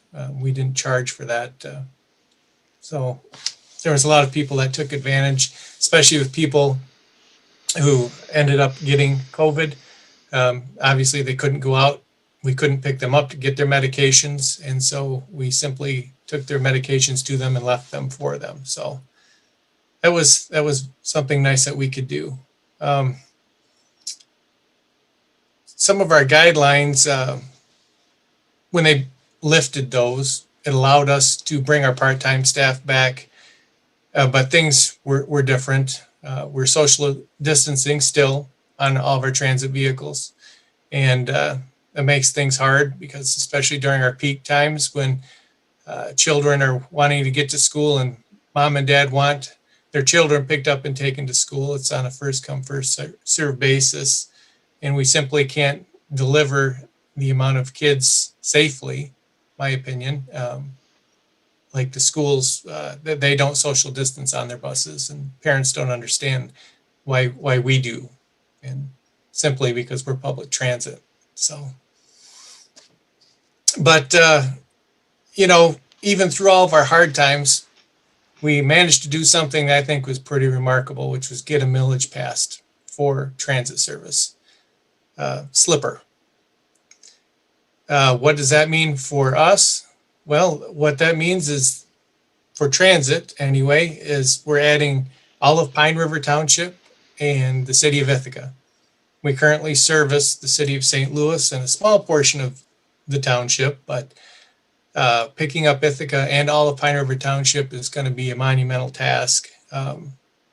There's 31 square miles in Pine River Township, and Ithaca is just a little over 5 square miles, with a total of 2,100 households or more within those districts. So I'm trying to pre-plan what the needs are going to be. It's really a really hard thing to do. So I did apply for a grant through MDOT to have a survey done and paid for through by MDOT funds to help us plan accordingly to make sure that we can meet all those demands, because what we're promising is the same amount of service that the city of Alma currently has. So it's going to be a big task. And Aaron, if you could pull up that first slide. I have a video is what Yeah, I well, have. Yeah, is that what we want to look at? Okay, maybe not. Sure. Okay, well, basically I just had what our transportation department looks like now and what I propose it's going to look like after Slipper comes on board, and what our departmental needs are going to be. So essentially I can tell you without showing you the graph that we're looking at bringing on our own accounting person. We're also looking at bringing on another full-time mechanic who will also be a driver full-time, and an additional 5 part-time drivers for transit. Our hours are going to start at 6 o'clock in the morning and run till 8 o'clock at night, Monday through Friday. In those peak times, we're going to need those additional bodies to make sure that we can provide that same service. And I did make a video. It was all in one take. Just go in there, and hopefully you find some humor in it. So go ahead. Awesome.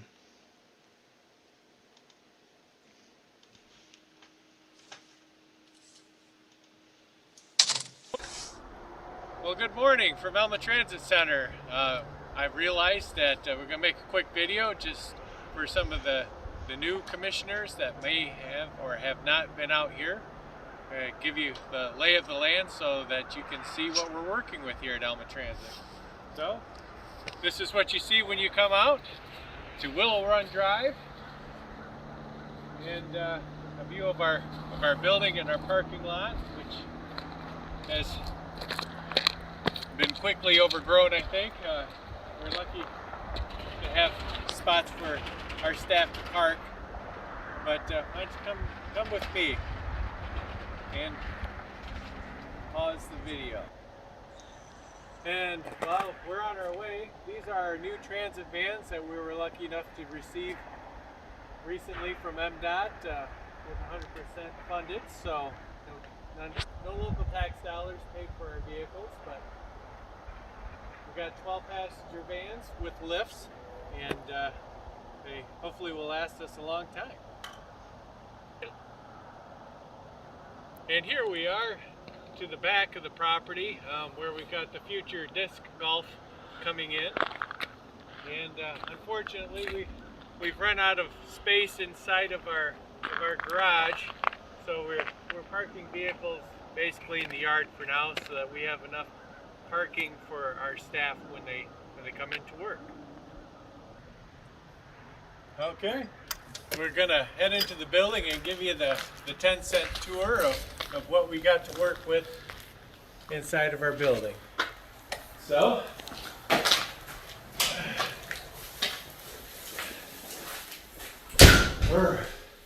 this is warmer in here.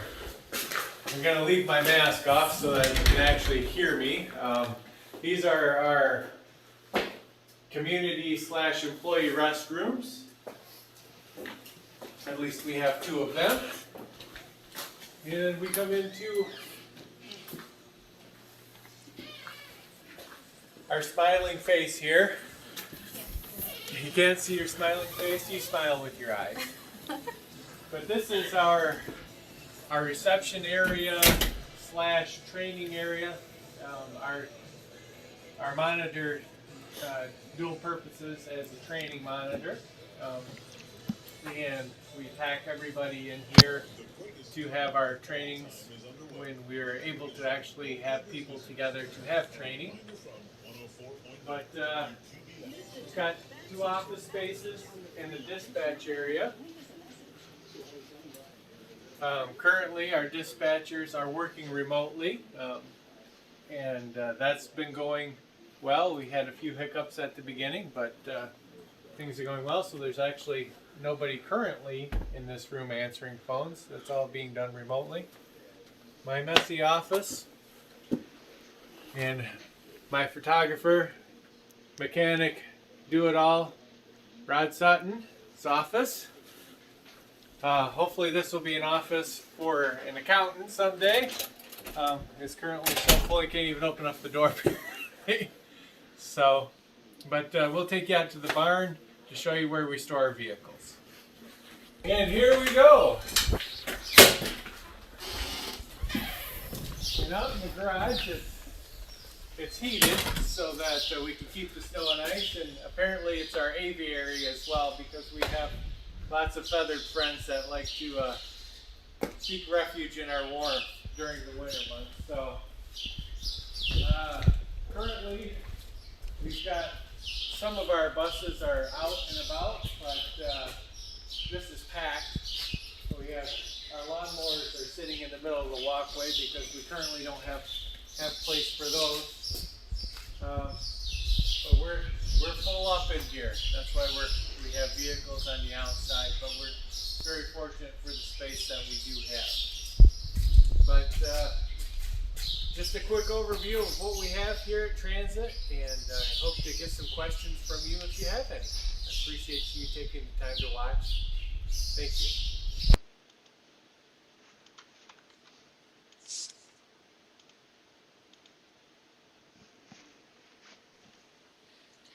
Thank you, Brett. I think you understated how nimble they were as the world changed during 2020. A lot of transit shut down for a while and did some certain things. We continue to still provide rides. And I'll give you the perspective of 2013 of the total rides in that system were just short of 40,000 in 2013. And yet during a pandemic year, this year, they did over 36, nearly 37,000. So that system has grown dramatically within the city to begin with. And then the future is much larger. That will continue to service the people here of our community and benefit our neighbors, and hopefully that will surely benefit the city of Alma with the hospital and our folks here too. So continued success there. And that planning process is going to get started hot and heavy here within the next 2 weeks, Audra. So we'll be ready to go from there. Any questions? Yeah, I was shocked when I saw those numbers at 36,000 rides, as we had 75,000 rides in 2019. So I knew that things had slowed down dramatically, but half was pretty astonishing.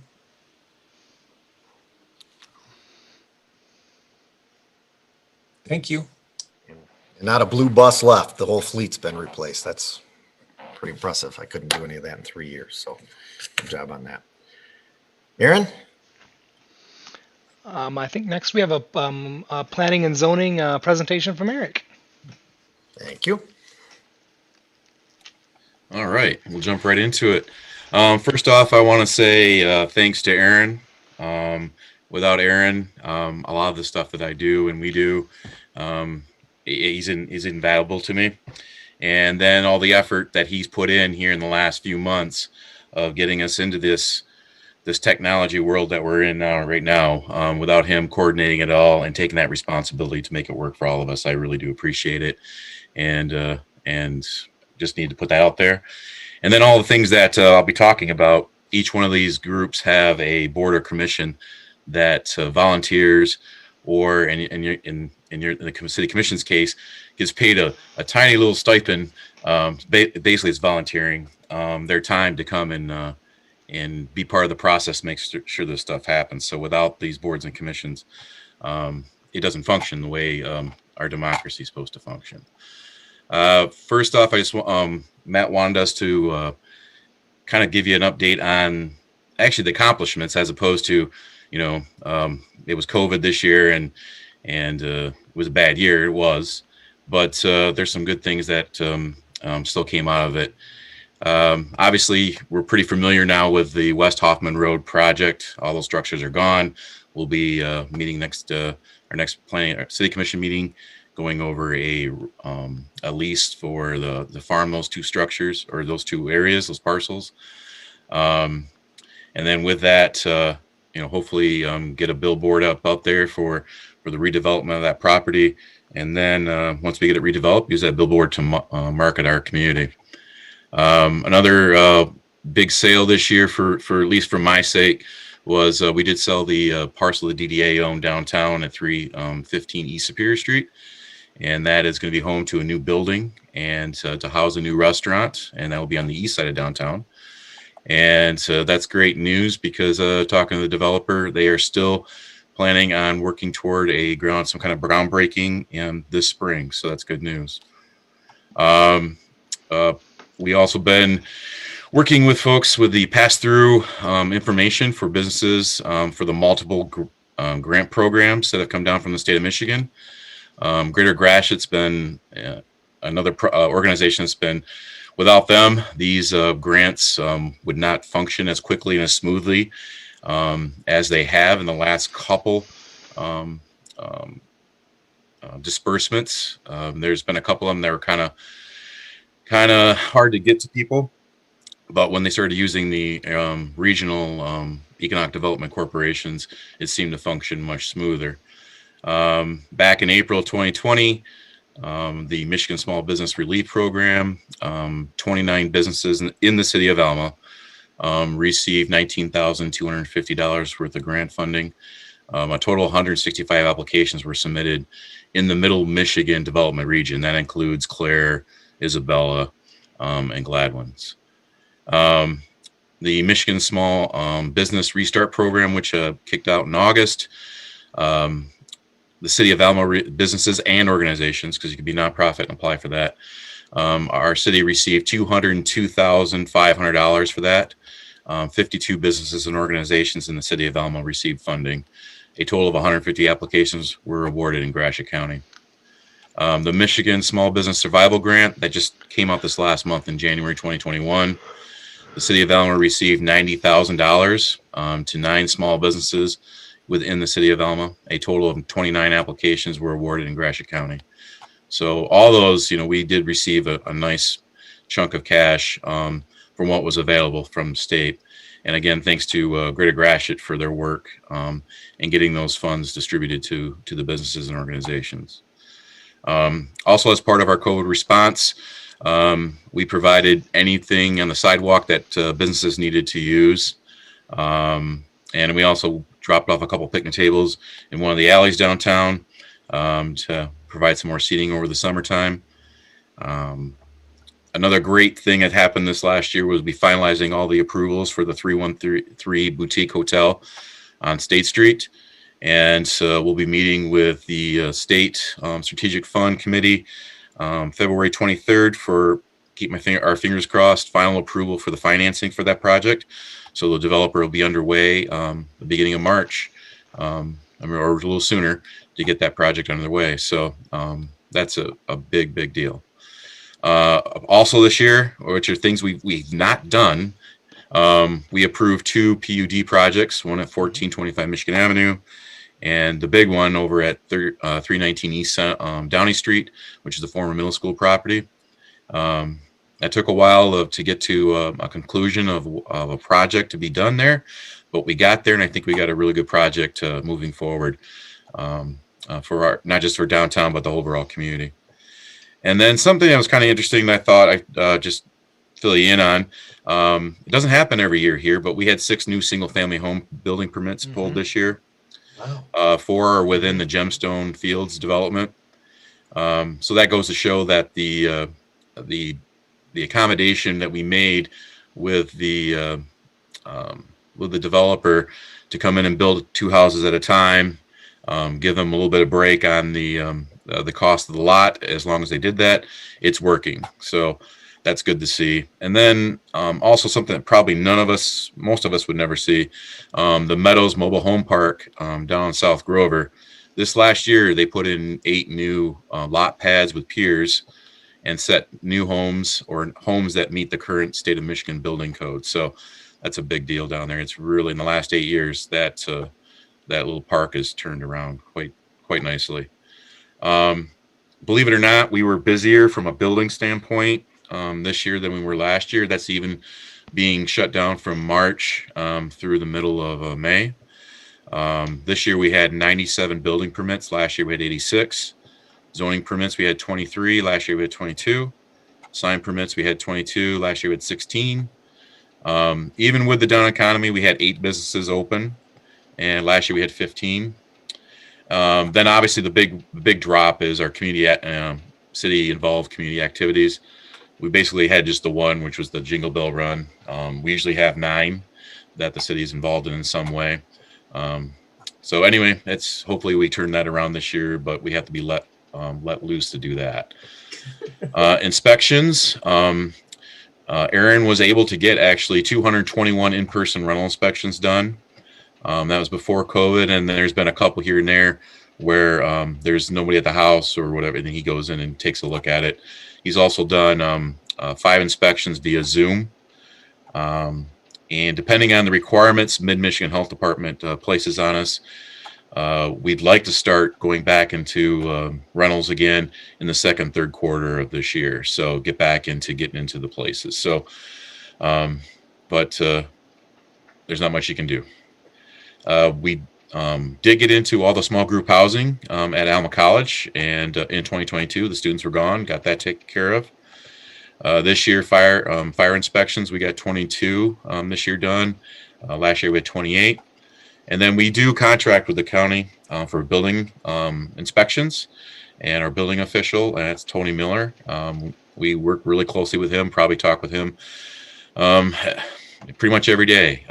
This year, he did 151 inspections in the city of Alma, and last year we did 108. So we were really busy. Planning Commission, we didn't have quite as busy year, but we still did, with having only 9 meetings this year as opposed to the full 12 last year. Site plan reviews, we had 5 as opposed to 9 last year, but we did have our PUDs. We had those 2 PUD requests, and those reviews, there's a lot of reviews to those PUDs. So we had 5 reviews of just the PUDs. Public hearings, this year we had 10 as opposed to the 15 last year. Special use permit requests, we had 4 in 2020 as opposed to the year before, 7. Variance requests, we had 2 in 2020 as opposed to the 3. And then the conditional rezoning requests, this year we had 2 as opposed to the 4 the year before. So everything was, even having those down months where construction couldn't happen, we were right there. In the parks, the Michigan Natural Resources Trust Fund, we're plugging along with the design phase of the park restrooms. Going out for bid here, we hope within the month for start with spring construction. And also we're evaluating right now to submit an application to the Passport Program, the state of Michigan DNR department.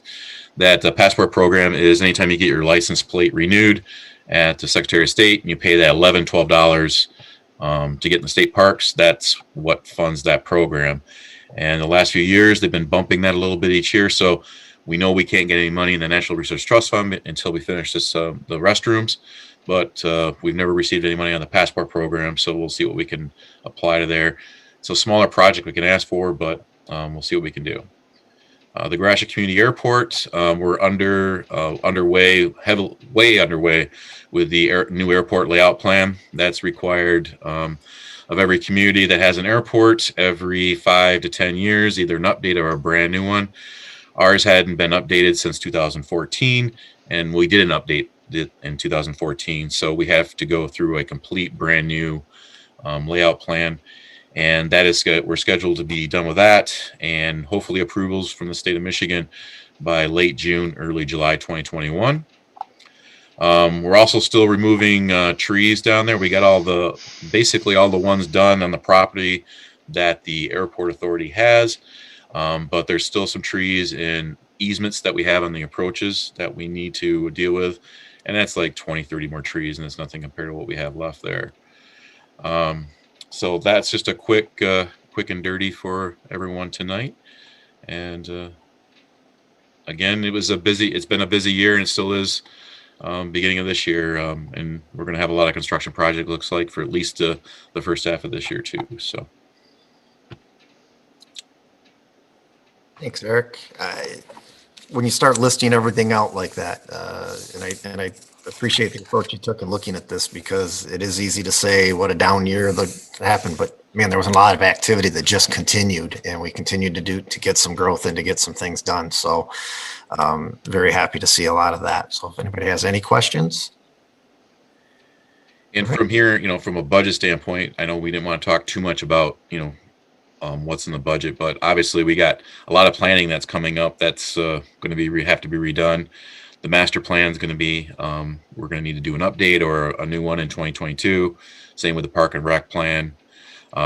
We really do need to do at some point budget for recodification of our ordinance, because we've done a lot of changes to try to make it better and easier to do business in our community, and we need to get that stuff incorporated into that. And then, of course, it's exciting with our PUD projects that'll be coming along here. And then, obviously, the Hoffman Industrial Park, that's going to be important to our future, and start to look at how we plan and market that going forward, too. So. Thank you, Eric. Thank you very much. We had a little brief discussion last night at Planning Commission, so too, and when we're talking about the future of some of this planning and what we have to look at in that recodification. I thought it was interesting last night. It came out at Planning Commission really, and I think it was Jim that made a statement that, and obviously Jim Wheeler works with people from around the area quite a bit, but there sure seems to be a very positive vibe about working with the city of Alma, as opposed to what people are getting from other areas in Central Michigan. So that's nice to see. And that's due to a lot of the hard work that goes on, especially by you and Aaron in that realm. So thank you very much for that. Okay. Aaron, speaking of you, you're up. Okay, we'll move on to the finance PowerPoint with Kathy, and I'll get it up, and I'll kind of let Kathy take the lead after that. Okay. Can you folks hear me? Okay. Good. Yes. Yep. All right, let me get that up.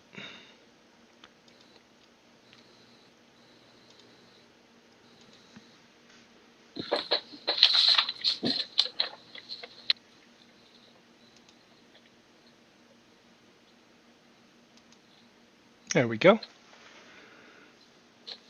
Aaron, you'll move through then, or? Yeah, I'll move through as you're ready for me. Okay, perfect. So the mission statement for the Finance Department and Treasury Department is we serve the public through the Treasury window, and we process utility bills and property tax payments, permits, parking tickets, reimbursements, contributions, cemetery payments, health premium reimbursements. So pretty much anything that comes through the city comes through the Treasury window.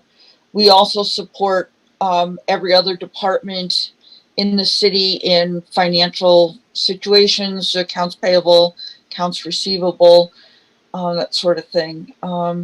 We're regulated by the governmental at GASB, Governmental Accounting Standards Board, which has a lot of extensive regulation about how we have to process transactions and how we have to present reports. A lot of that stuff will continue to get even more complicated as the years go on, because they're adding a lot more regulations on different things. So it's always a learning curve. You can go to the next one, Erin.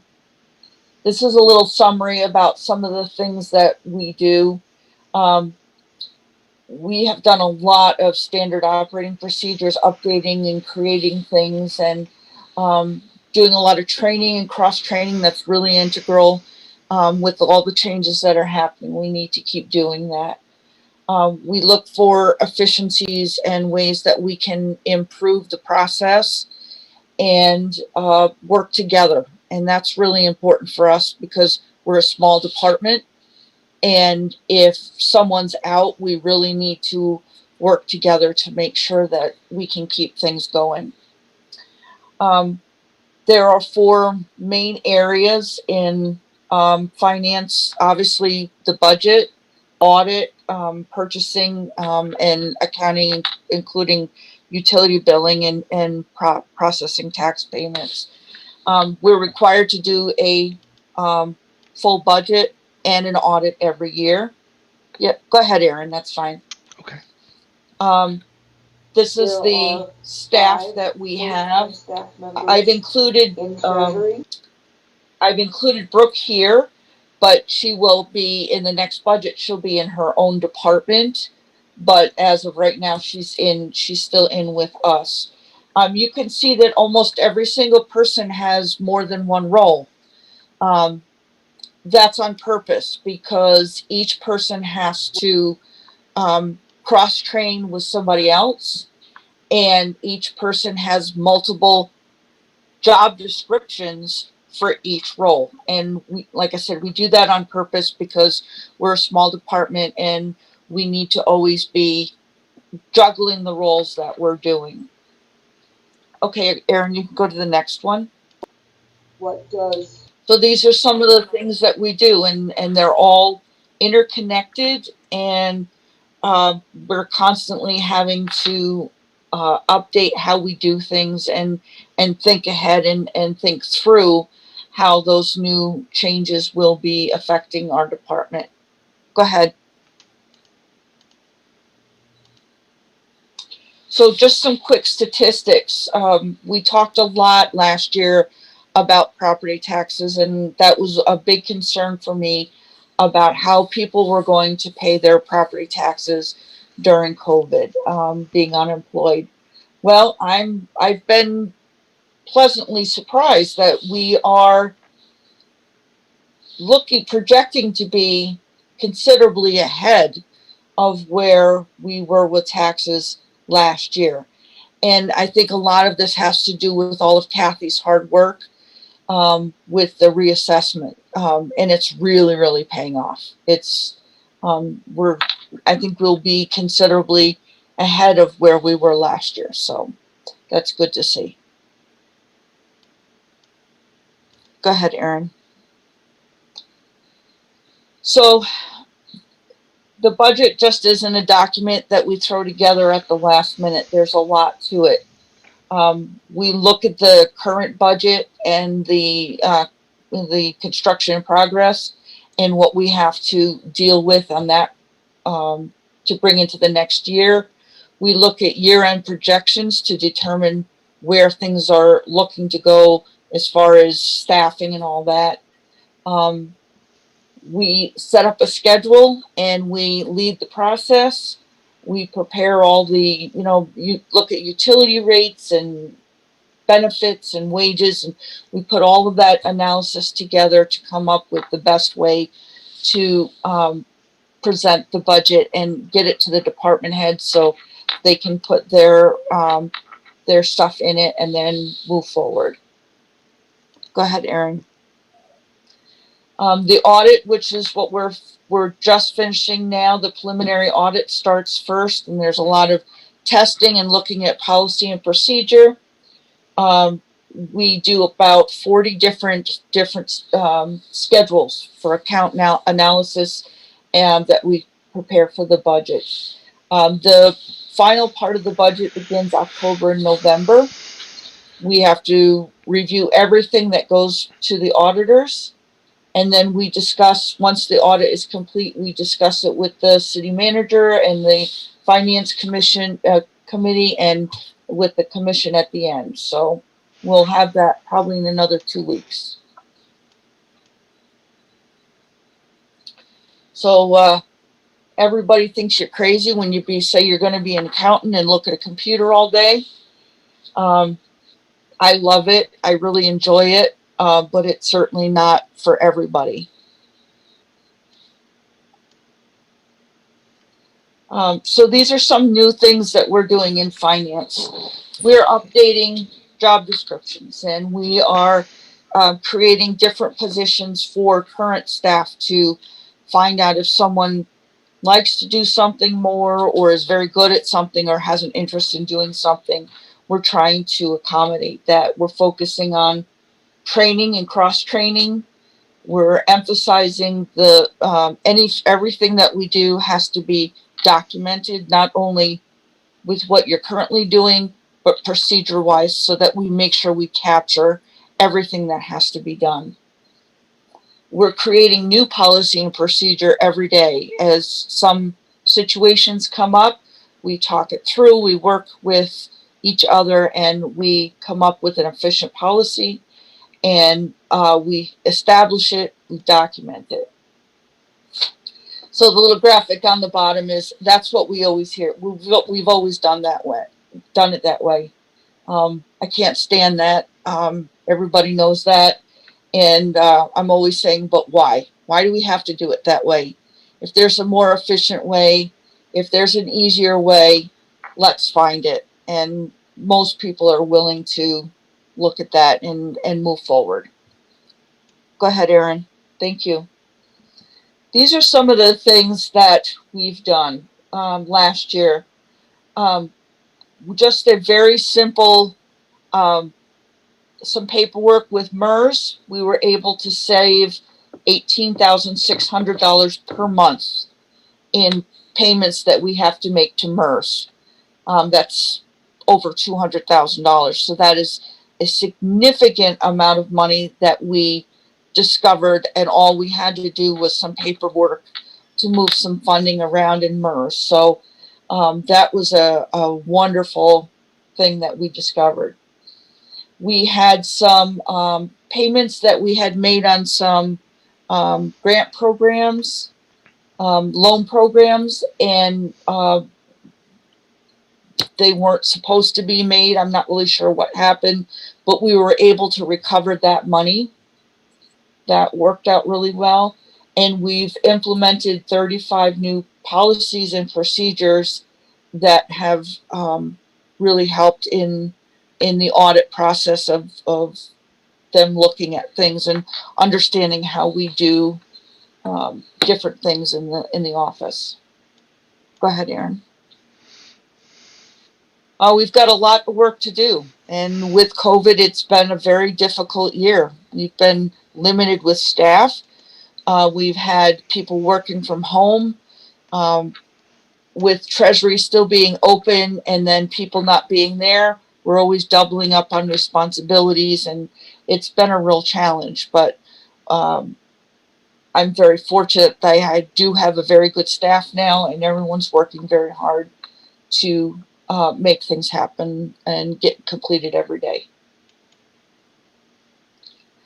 These are some of the things that we still have to do this year. We still have to work with staff to train, to give them some more in-depth accounting knowledge. I've been on an island for a while, not having that. Now we at least have Curtis, who has been wonderful, but we will need some more help, especially to help Brooke and some to cross-train with some other things, and reorganize those job descriptions so we can make sure that every responsibility is covered, no matter who's in the office. We have some big GASB projects that we have to work on this year before the next audit. Leasing has completely been changed, and we're going to have to change how we accommodate that and track all those things. Pension reporting has gotten much more complicated with pension liabilities, and capital asset tracking has gotten a new format through GASB as well, and we'll be having to track how we what our assets are, where they are, in a much different way. So those are all three things that will be a big deal coming up this year. For the state, we will have to do a general ledger renumber. Not all of the numbers, but we will have to do it this year.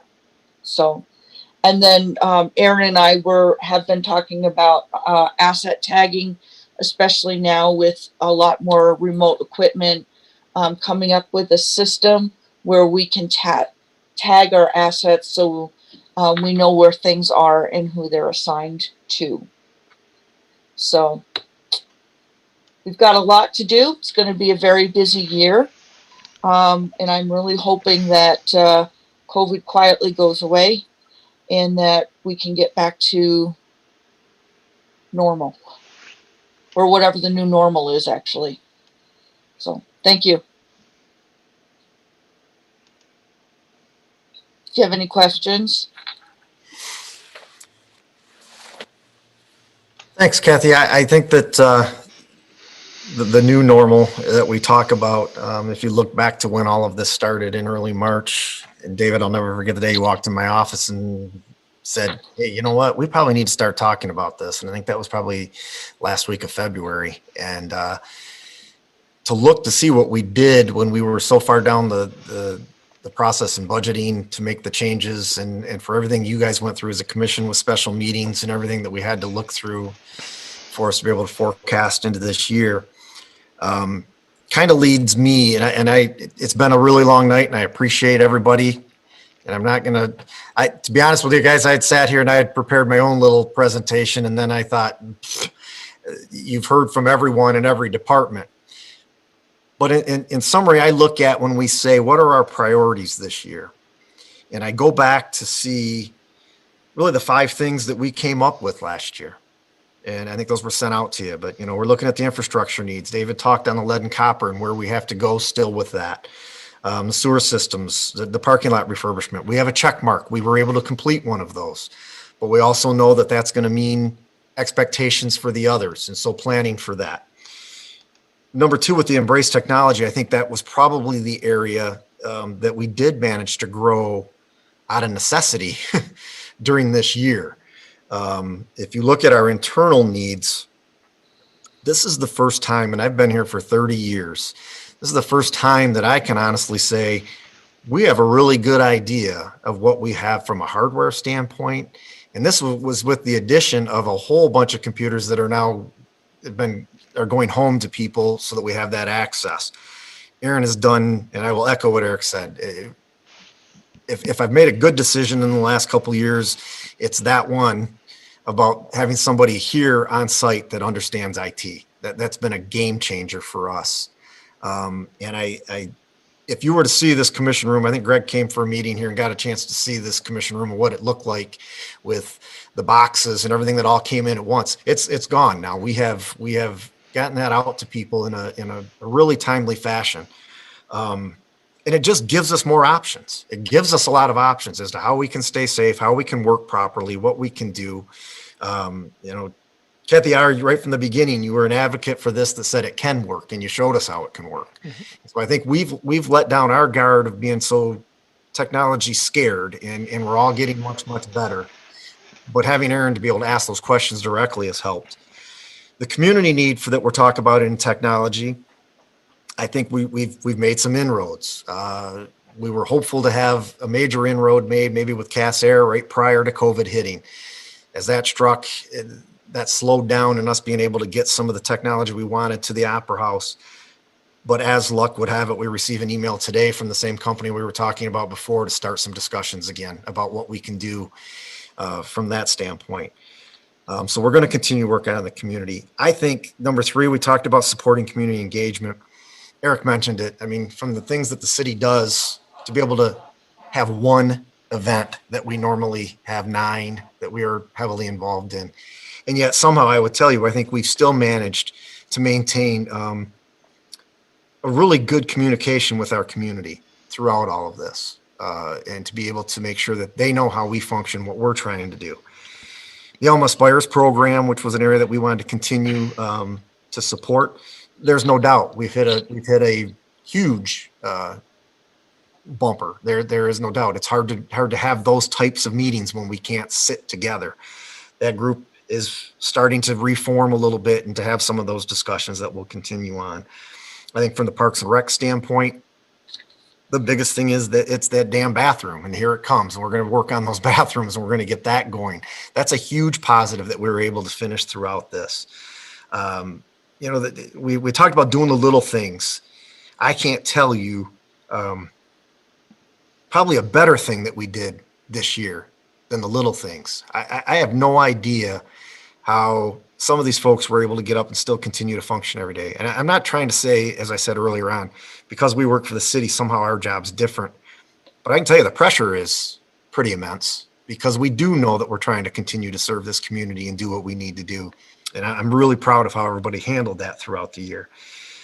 Communication is something we still have to continue to work on, especially during these times, because it is different. We've learned how to handle these kinds of meetings as a group, all of our different boards, everything that we've went through. We'll just continue on that to get better. I think if you look at the number 4 that we talked about, maintaining a safe community and a work environment, I will tell you that's probably been 70% of my job during this last year. And I knock on wood every time I say it because we've been very, very fortunate. But I think it's the plans. I just looked. I've asked these department heads on 4 different occasions throughout this last year. I need your plan. I need your plan as we move to this next stage. I need your plan as we move to this next stage. And they always came back. We always came back. We always talked with our staff, and we kept the focus on what we were trying to do here. We are one of the few governmental agencies that stayed open to the public to a certain extent for most of this when we were allowed to come back. Some still aren't open. We still have access for people to come here. I think we've trained our community to be able to use us in different manners, but I also think we've always strived to bring them back and make sure they know we're here, they have access to us, and we'll continue to do that. During this time, I think one of the bigger achievements is if you were to come here and able to get in our building, our door is finally locked. David, thank you. That was a 1.5-year process, but our door locks now here at City Hall out there to get into our offices. So we are working on the security. The police department is in a stage of starting to take on that next step to be able to rebuild the inside of the department. So that hasn't all stalled. And then we have to continue to look at what this impact is going to be. So when I say, what are our priorities for the next year? I'll be honest, we have them. We had this document from last year that got cut short. I don't think, not to throw a wet blanket, but we have to remain cautious at this point in time. You got to be conservative. We have no idea still what's around the corner. We can't say this is not ending because the restaurants are open today. It doesn't change that. It doesn't all change. I don't want to be doom and gloom, but I also want us to understand we need to continue the same course that we've had over the last year of making good decisions conservatively. And I think that will benefit us. And so as much as I'm not trying to cut everybody off tonight, if there's things we need to talk about tonight, but I'd rather let me send you all of this information that everybody went over tonight, give you the opportunity to look at it a little more, and then plan something again within the next month or so that says, now we need to see, are these the 5 priorities we need to continue to work on? Because I that's my opinion. I don't think that adding a lot of stuff with what we've all been through is really the answer right now, is to continue to work on these, continue to make ourselves better, and continue to provide the services to our community. So as I tend to do, I can get a little emotional. I can't tell you enough of how proud I am of all these people. Did a great job in a really hard time. There I am. You've got every reason to be proud of your team. Everybody tonight, great presentations, tons of wonderful information. And it's great to see the progress that's taken place last year and how everybody's come together under all these adverse conditions, really. And I guess the last thing I'd like to say, I think for myself tonight, is please take back to all your teams.